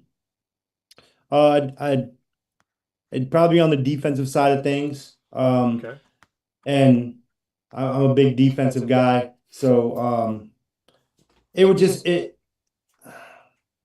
most important part of the defense, I think, is the linebackers after the rusher getting to the quarterback. So linebackers is a good one to have a specific coach involved with.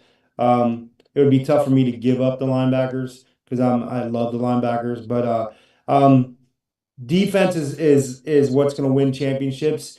And the biggest thing with new coaches, and I try to tell them all, is to make sure you're just soaking it all in and learning every single day from these young ladies and from the coaches that you have. Because the one good thing about flag football athletes in general, the women, they're pretty smart and they can see right through you when you're not telling, like when they think you don't know what you're talking about, they can see right through you and then they shut down. So it would be something on the defensive end probably. And obviously helping with quarterbacks is a true calling for everyone, and it's very difficult. So all the help that we could get on that would be great as well. I can tell you that I've helped a semi-pro team with their quarterbacks in the past. Nice. So your last question for me is what? You have the number one pick in the NFL fantasy draft. Who you picking?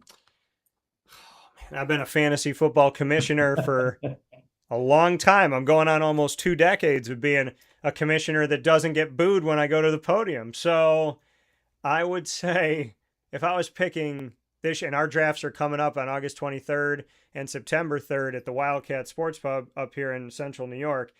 So if I had to, this is so tough. So I haven't had the number one pick a lot, but when I've had the number one pick, I could tell you that I was so excited. I finally got Christian McCaffrey. Oh no, it was Then injured. Yeah, and then he got injured. Then I had the number 2 pick one year, and I went with Adrian Peterson, and that's when he got in trouble for what happened with his kid.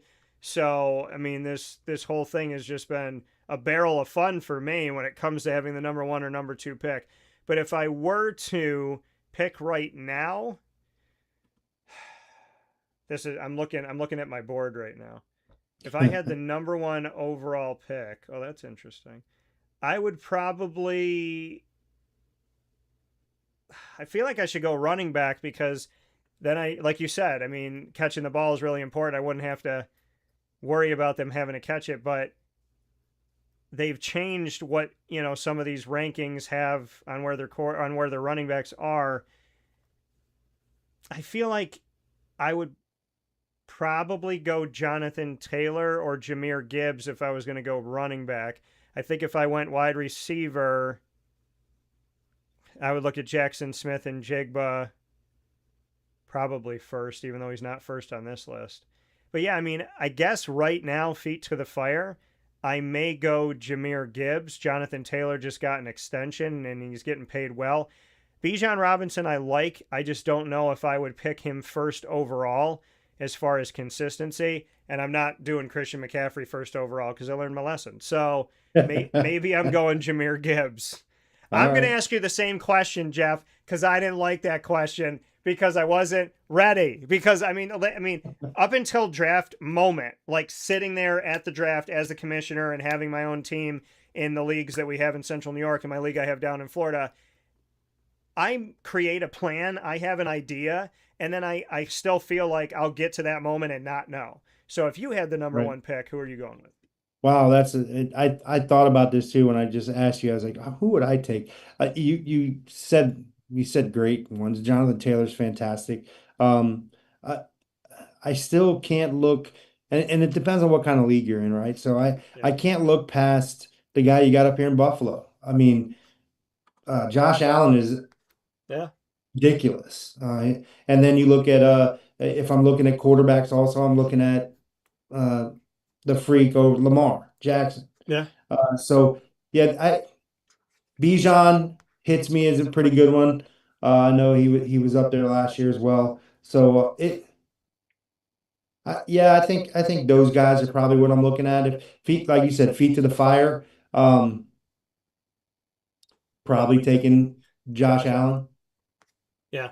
Well, and that was the other thing I looked at. I don't typically take a quarterback in the first round, but that was my very clear cut. Like, if you're going in between these guys, you could just go here and trust in Josh Allen. So I'm picking up what you're putting down. Jeff Melesky here with us. Bearcat Breakroom. He just had his inaugural press conference, and we know that in spring of 2028, Binghamton will have women's flag football officially on the field. But from here to there, all of the buildup, the iceberg that's underneath the water is being put together right now, erected right now by Jeff Melesky. And I appreciate you, Jeff, for the time that you spent here today. I love the opportunity of women's flag football coming to Binghamton. I'm so happy that you're the head coach. And I will tell you this, why I'm happy that you're the head coach. It speaks volumes when there are people that support and love and just want to see somebody do well. The amount of response I got in sharing when you were named the head coach on social media was absolutely tremendous. I don't know if you know the amount of love that is out there for you and passion and excitement. One of the most reacted to posts that I have put out in the last few months was the post that you got the job. So just so you know, on a rainy day where it feels like you're on your own, you have a lot of support and a lot of people that were very happy to see the news. So congratulations, God bless, and I know you and I will be talking a lot. Yeah, absolutely. Yeah, I've definitely felt the love since I've been here, and I'd love it and keep it up. Well, we definitely will. Can't wait to see it, and you and I will talk very soon. Absolutely. Talk soon, man. All right, take it easy. Thank you very much for having me. Of course. Thank you, Jeff. All right, buddy. See you. Coming once again from Jeff Melesky here on Wake Up Call with Dan Tortora, where sports truly meets that thing called life. Celebrating that women's flag football is at the Division I level in the NCAA, that it's coming to Binghamton University, not too far away from my hometown of Syracuse, New York, and that Jeff will forever be their first head coach. I'm so grateful that we got to do this. Thanks to John Hartrick and everybody on staff at Binghamton University to help make this possible and to be my bridge of setting up these conversations and making sure it works in scheduling. Love the fact that we got Jeff here live this morning for our Bearcat Breakroom and our exclusive multimedia marketing partnership with Binghamton University. We will take our final step aside here on Wake Up Call inside the Great Lakes Honda City Studios, and we will be back with the ingredients to success, which rounds out every Tuesday broadcast of Wake Up Call. And we will be discussing the topic that your past is simply a dead end. Looking for your next ride? Look no further than Great Lakes Honda City, located on 7140 Henry Clay Boulevard in Liverpool, New York. Serving our community for decades, their new and pre-owned vast array of vehicles are available to you Monday through Saturday on site. To search from home, shop at GreatLakesHondaCity.com. Call 315-365-5576 to set up an appointment. That's 315-365-5576 for Great Lakes Honda City, 7140 Henry Clay Boulevard in Liverpool, New York. Great cars, great people, Great Lakes.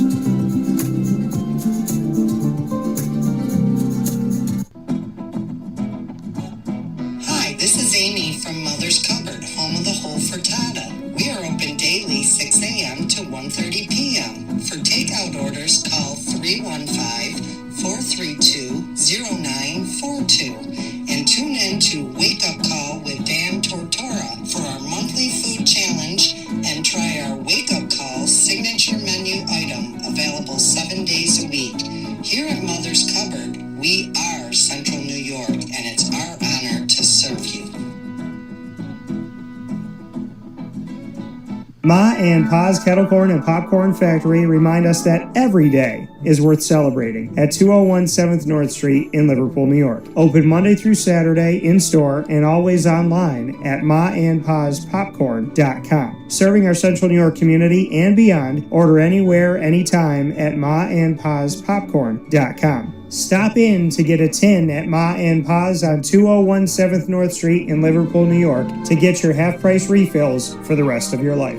Come to Ma and Pa's for your holiday gift giving for family, friends, employees, and clients. And remember, for fundraising and events, to call 315-450-6272. That's 315-450-6272. Ma and Pa's Kettle Corn and Popcorn Factory. How corny are you?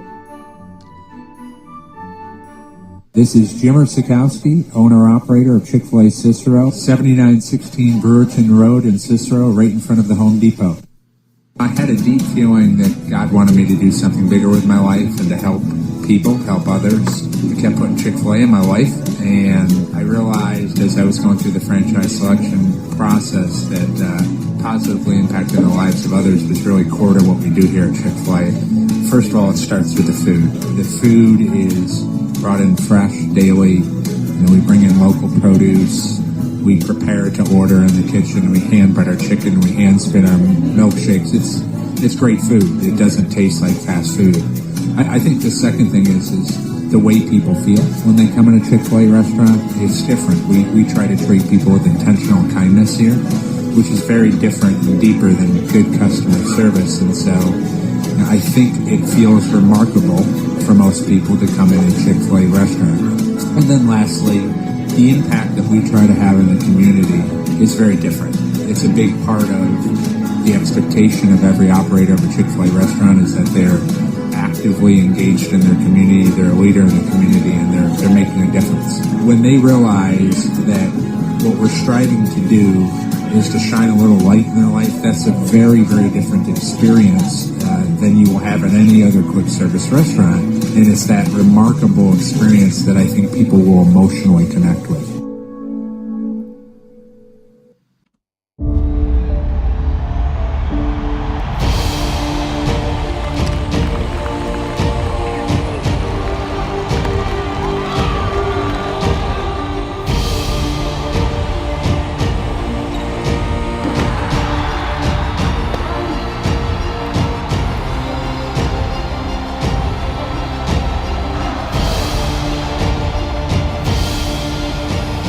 Big West, only the bold.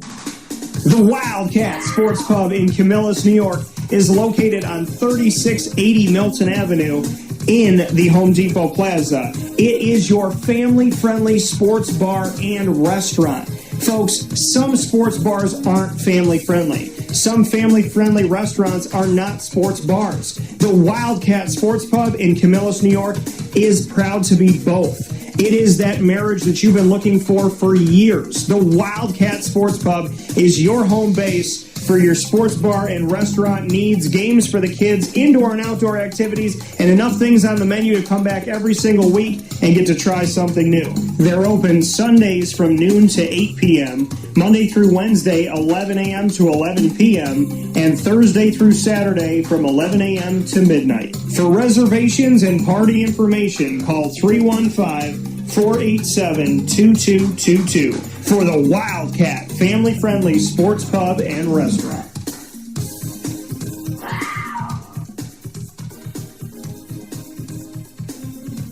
GG Cards and Breaks. Like, comment, subscribe. GG Cards and Breaks coming to you on 639 Delmar Place in Syracuse, New York is your one-stop sports card and trading card shop. Head over to GG Cards and Breaks Tuesday through Saturday from 10 to 6 and on Sundays from 10 until 5. GG Cards and Breaks giving you packs and boxes as well as singles, graded cards, and more, including all the supplies you need to protect your cards, showcase them, and be able to travel with them. GG Cards and Breaks is a community. It's more than simply a card shop. It's a place that you go to connect with people, to build relationships, and to truly find the sport that you love or the game that you love to play. The best adults are the ones that never lose their kid spirit. And your kid spirit is alive at GG Cards and Breaks. Head over there today to 639 Delmar Place in Syracuse, New York, right off of Teal Ave. Open Tuesday through Saturday from 10 to 6 and on Sundays from 10 to 5.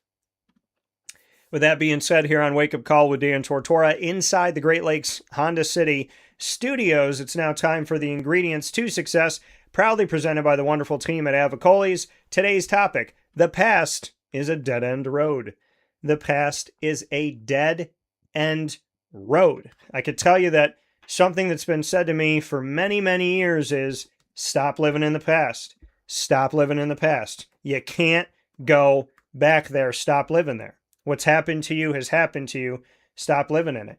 And I can tell you this from experience. If you don't listen to that advice, if you don't heed that call, the past will gobble you up and spit you out. I'm a firm believer in that because I've lived it and I know it.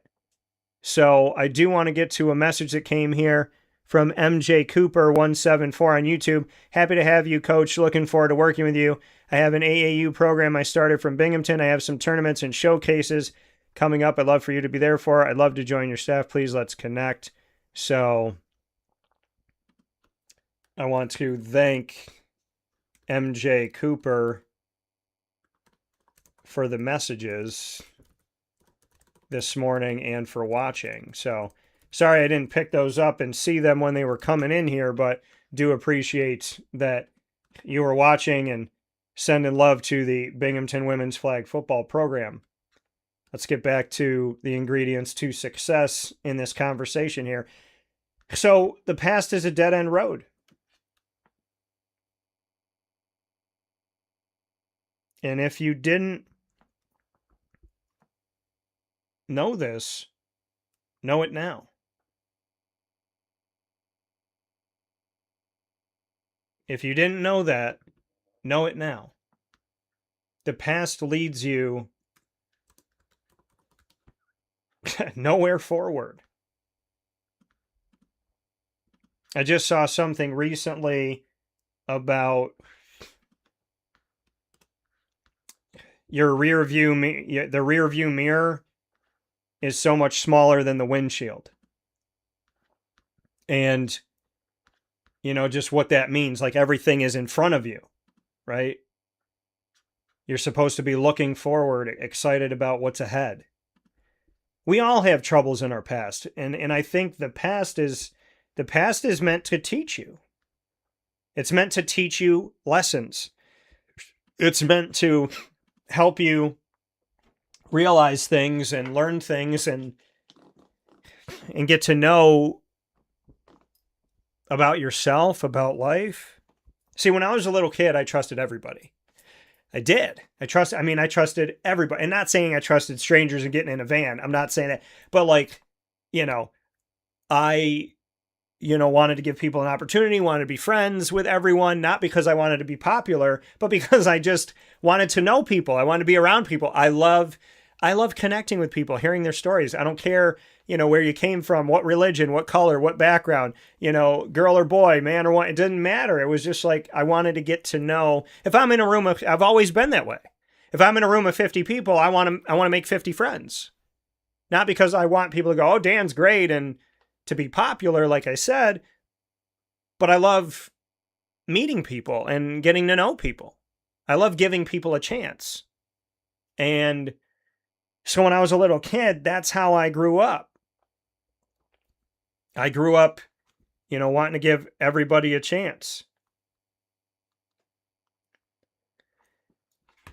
So as I got older, and I realized that some people I gave chances to weren't that nice or that great to me, I got jaded.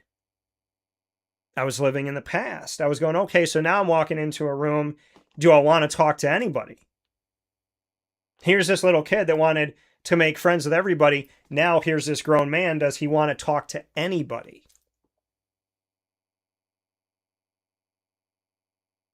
We've all had a past, and we will all have something happen to us that's unfortunate.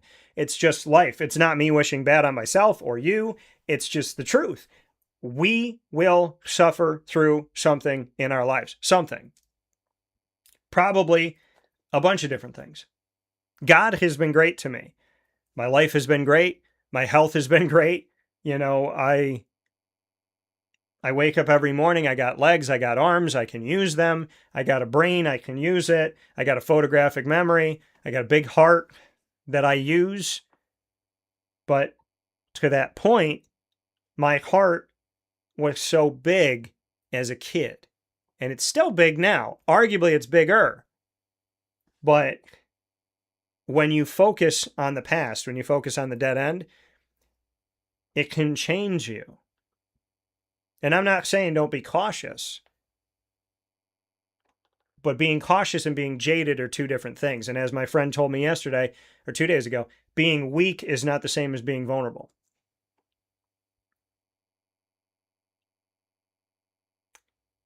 Being weak, it does not equal being vulnerable. Vulnerable does not equal being weak.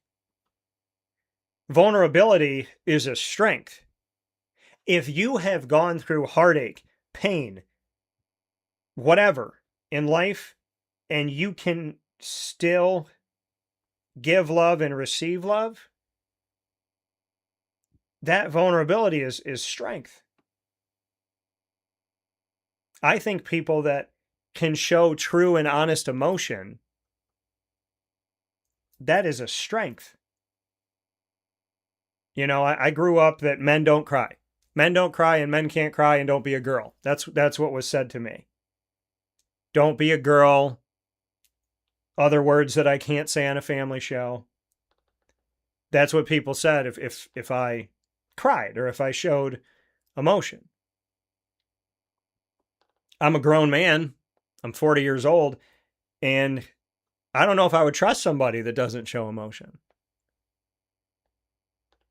And I'm not saying erratic, dysregulated emotion. I'm saying somebody who, if something moves you, I want you to feel that you can cry. You can show that. I've been in relationships with women who don't cry. And there's always something in the shadow, in the darkness that makes me go, I don't think this is the woman for me. I don't think I could be with a woman that can't let herself feel. Right? That's something it's something to work on. Like if I, at 40 years old, didn't cry when something moved me, or I had an epiphany, or something really great happened in my life, or someone gave me a hug that I really needed, or somebody said something so beautiful to me. If I didn't show emotion to that, I would feel like, I'm kind of stuck in like when they put the ship in the bottle, I would kind of feel like that. Like I'm a ship in a bottle. It's corked. I can't get out, and I can't swim. I can't, go with the flow. Like, I would think that something's kind of sticking and clogging the drain, so to speak. I think it's incredibly important to be who you are and to be proud of that and to honor that little kid. Because when we're little kids, we think the world is amazing and it's great and everything is a mystery. And oh my gosh, there were dinosaurs that roamed the earth before. And we see our dad or mom driving the car and we're like, what is this thing? And it's, it's so crazy that we can get from this place to that place. And our parents can do no wrong because they're teaching us everything. Like, when you're a little kid and you're seeing things for the first time, a hot air balloon, you're seeing a bird, a butterfly lands on you, like everything has meaning and everything is beautiful. And all of these first experiences, right? You have these firsts when anytime and at any age in your life, when you have a first experience, it's a beautiful thing, right? It's your first moment with, whatever positive thing is happening to you. And I think as we grow to adults and we go through things, we lose that like child wonder. That's why I bring up GG Cards and Breaks and I talk about how great they are at keeping the kid spirit going through the world of sports cards and trading cards. There's something to how they do what they do. And I love that. I love that when I go into Avicolli's and I sit with my mom in one of the booths, I don't feel like I'm 40 years old. There's a part of me that feels like I'm 6 years old again. I'm 7 years old. I'm 8. I'm hanging at 14. I'm hanging out with my mom because there's an atmosphere that kind of makes you feel like I could be here with my mom at any given time and it would make sense. So kudos to the places that keep that kid spirit going. Because when you were a kid, everything is unique. Everything is new. Everything's amazing. You want to tell everybody about what, like a 47-year-old adult, you're telling, oh my gosh, I just had ketchup for the first time. And they're sitting there texting on their phone going like, yeah, whatever. I got to send out these 5 emails. But you hope that 47-year-old can actually join that little kid who's experiencing ketchup for the first time and be a part of that wonderment, right? I always go back to the movie Hook, where Peter Pan forgot he was Peter Pan, played by Robin Williams. He forgot how to crow. He forgot what it was like. And the movie is about him refinding his child spirit, which helps him essentially to be a more refined adult. The refining helps him to refine. And I love that story. And I go back to that story as really the essence of what I try to do is that I know little kid me. I know little 3-year-old me and little elementary school me running around and, excited about things that maybe I overlook as an adult because, again, as you grow up, you experience things. And as you experience things, sometimes those tough and rough experiences create a tough and rough demeanor. They close us off. And I can't tell you how many times, if my dad's watching or listening right now, I think he's going to be really proud when he hears this, when I say, Dad, I'm sorry. I'm sorry. Because my dad has long since taught me to don't live in the past, son. Don't live in the past. You live there, you're going to die there. My dad has repeatedly said to me, don't go back there. You can't go back there. You got to stop living in the past. I can't tell you how many times my dad will say it now once. And it's like, okay, I said it to you and listen to it because I'm not going to say it to you. Because in the past, he might have said it to me 20 times in a conversation. Now he's going to yell it and he's going to yell it one time. Don't live in the past. Because there's nothing there for you. Those sentiments were echoed by my good friend Seamus yesterday. He said, you can't live in the past, brother. There's nothing there for you. There's nothing there for you. Nothing. And it's true. The past is absolutely a dead-end road. It doesn't mean you can't learn from it. It doesn't mean you can't reach back to it at any given time. It just simply means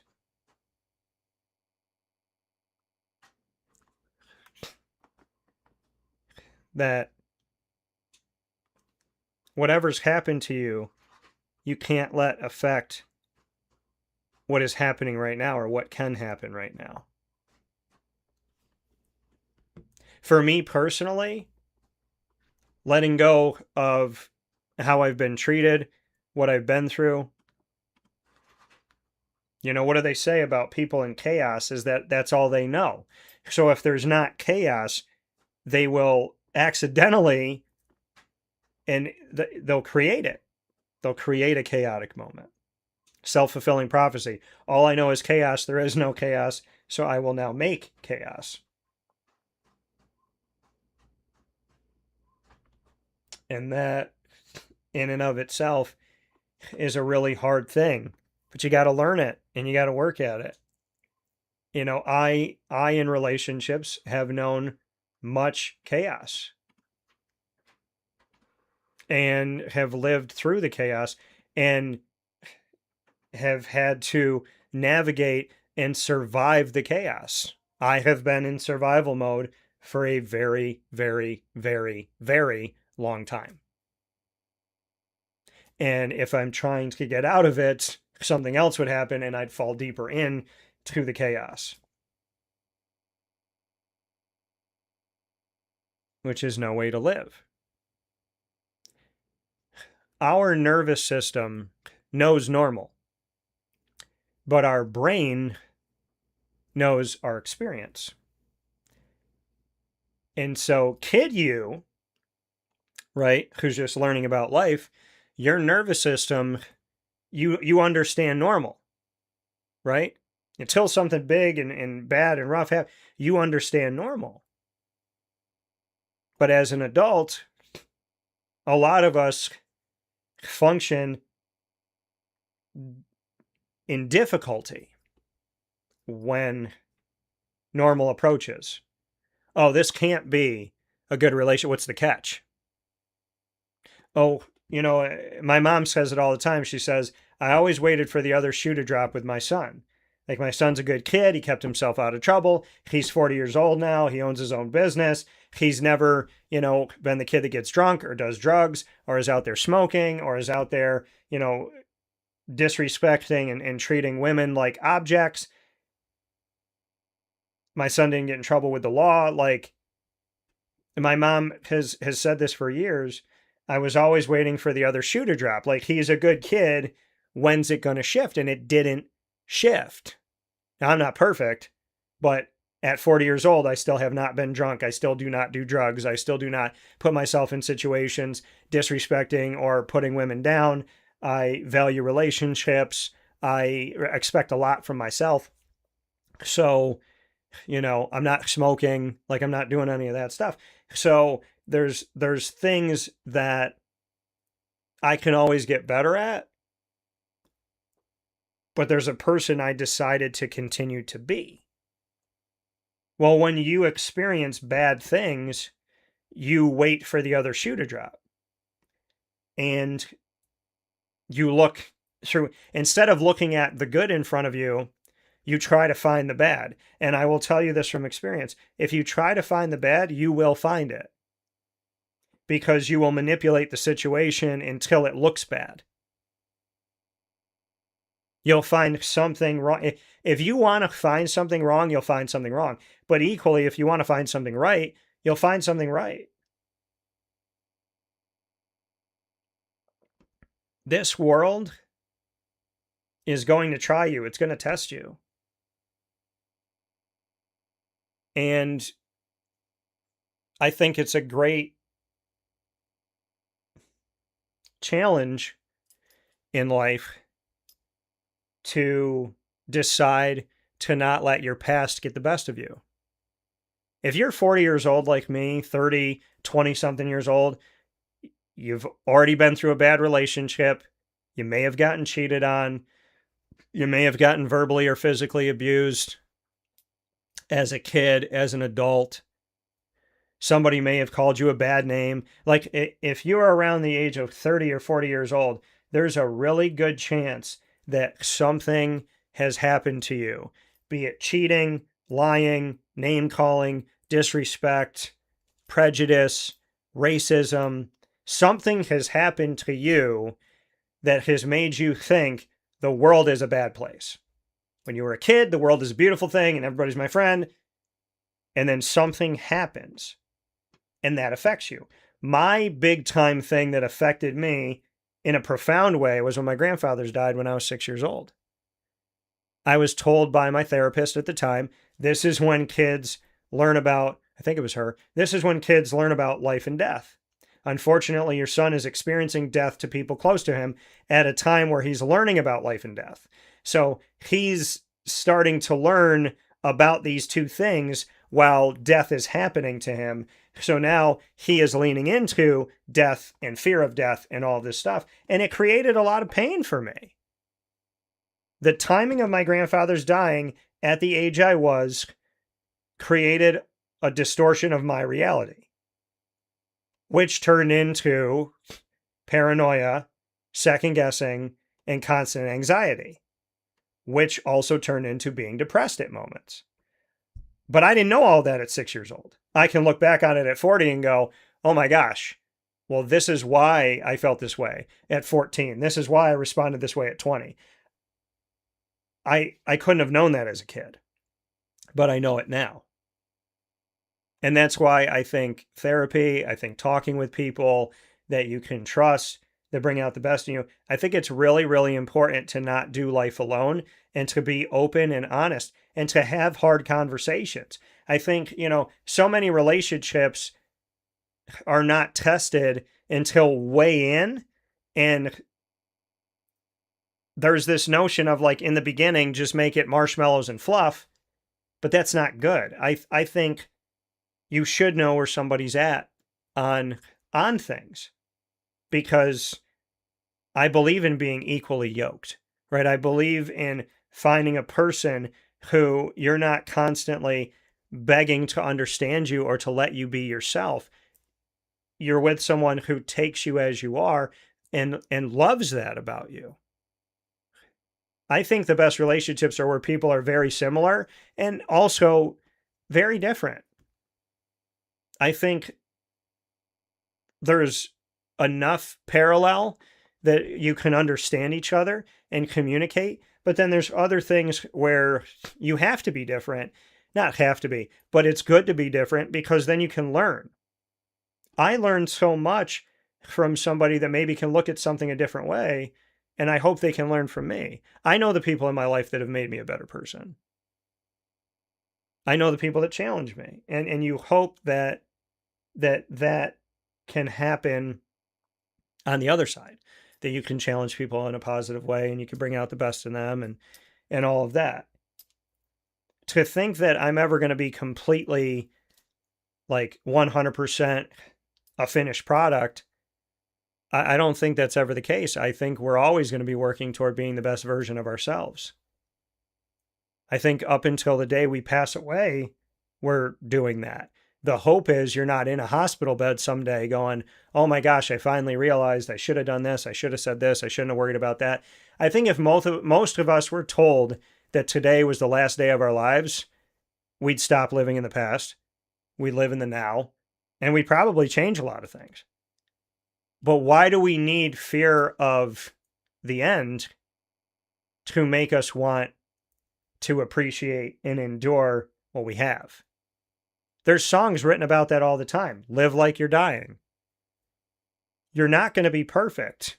But if you knew that this was the last interaction you would ever have with your mom, would it be different? If you knew that this was the last time you could say, I love you, would it be different?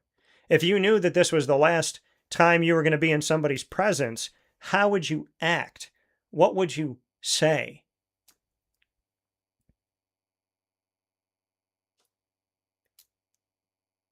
the past is not a bad thing, but it does have bad things in it. And I consider the past to be a form of quicksand that can wrap around your legs and start to pull you in if you let it. Or you can look to your present and say, I've learned from my past, but this person I'm dating now, she or he does not deserve to be held to the sins of people prior to them. This friendship I have does not need to be held to what's happened with other friends that have come and gone. This job and this boss does not need to be held to all of the pain and angst. If we think about every current opportunity as potentially going bad like the other ones did, we're never going to live in the moment. We're never going to appreciate it. My dad screaming at me, stop living in the past, was not an I hate you, son. It was a call, a cry to say, please, don't waste any more time. And I honor that. I had a friend tell me yesterday, they said, when you start looking at your past as every bad thing that happened to you and good thing that happened, like if you start looking at all the things in your past and all the pain you went through as necessary for getting to where you are today and becoming the person you are, your whole life changes. When you start viewing the past and all these things that are dragging you down and pulling you down and keeping you from living in the moment, keeping you from having good, positive, healthy relationships. When you look at the past and say, I couldn't get to this good, positive, happy relationship if not for everything that I went through. When you start looking at the past as the building blocks of your life and not the things that are ripping you apart.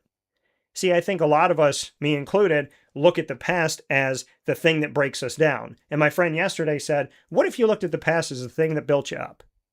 What if you looked at the past as every tough thing you went through, every heartache, every pain that you endured was so that you could build up to the person that you are today? Not fall down, but build up.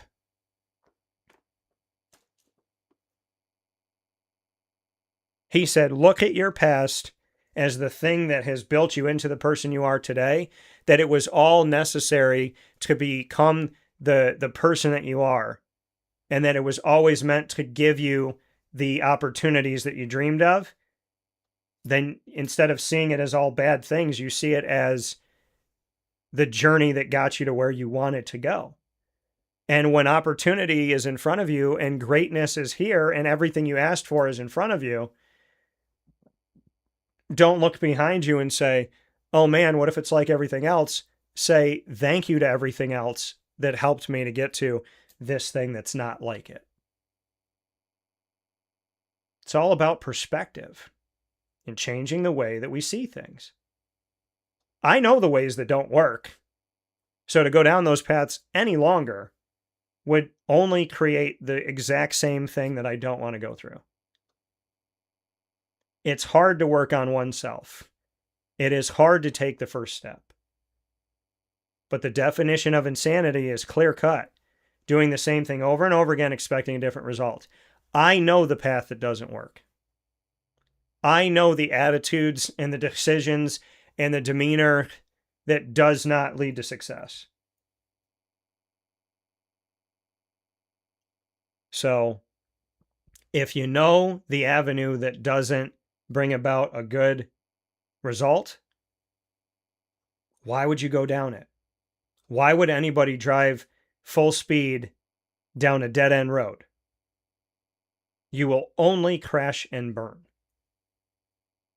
So if you look at the past as a dead end, you look at it as a one-way road that you can't go the wrong way on, that past was meant to get you where you are. None of it's pretty. Sometimes. Right? I shouldn't say none of it's pretty. We've all gone through things that aren't pretty is what I meant. Like we've all had something that's not pretty.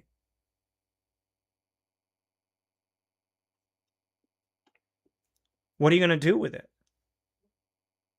Right? the things that you have been through, you're still alive, you're still here. If you go through a bad relationship and then you're presented with a great relationship, why would you be anything other than grateful, happy, and excited? If you go through a job that didn't pay you well and didn't treat you well, and now you're working less hours and getting paid more money and finally getting the respect that you deserve, why would you think another second about the job that didn't treat you that way? Enjoy the now. It's the only thing my parents have been trying. I shouldn't say the only thing. It's one of the main things my parents have been trying to teach me my whole life is enjoy right now. Right now in this moment. Celebrate the gifts that you have been given. Lean not on what has happened. Lean forward into what you are building toward.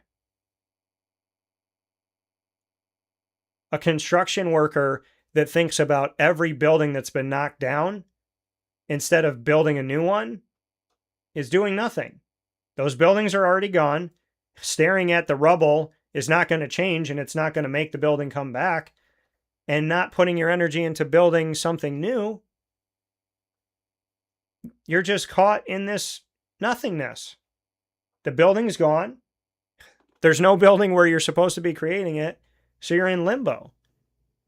And people are terrified that if there really is a purgatory, to sit in the waiting room. So why would you do that now? Life will create opportunity. Things will happen. Things will find you. And when they do, I can promise you from life experience that living in the past, thinking about all the bad things that have happened, and being scared that they'll happen again, never, ever, ever works. Never once. Accept your story. Accept your journey. Accept your past. Be grateful that you're still here. Be grateful that you made it through. And just like a little kid would, run into the room excited for what's next. God bless you all.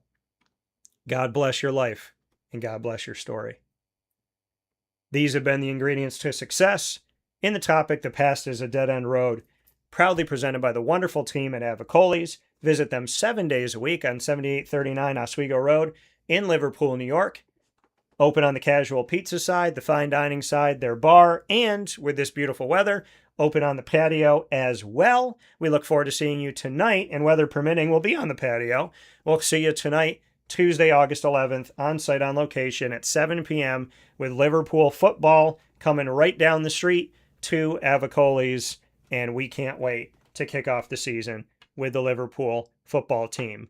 Today, we look forward to seeing you there. With that being said, here on Wake Up Call with Dan Tortora, thank you so much for being a part of the show on youtube.com and facebook.com, both /wakeupcalldt, and on wakeupcalldt.mixlr.com. Appreciate you, as always, for being here where sports meets life, live with us throughout the country and the world. And of course, once we go into the archive on Amazon Music, Audible, iHeartRadio, iTunes, and Apple Podcasts, Player FM, Podbean, Podchaser.com, Podvine, Spotify, TuneIn, and YouTube.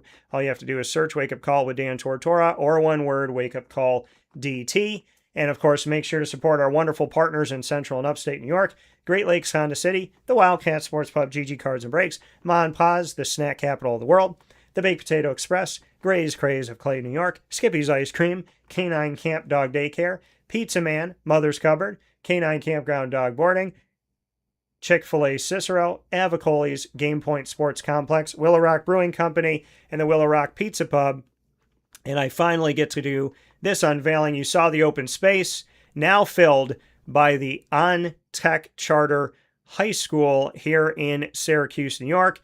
We are the exclusive multimedia marketing partner for On Tech and their athletic programs, as well as the story of the school overall. In their stories that we will bring you in Wolfpack Mentality, which will air weekly on Wake Up Call exclusively, and once a month bringing you the leaders of the pack at On Tech Charter High School in Syracuse, New York. And of course, we are also the multimedia marketing partner of yore.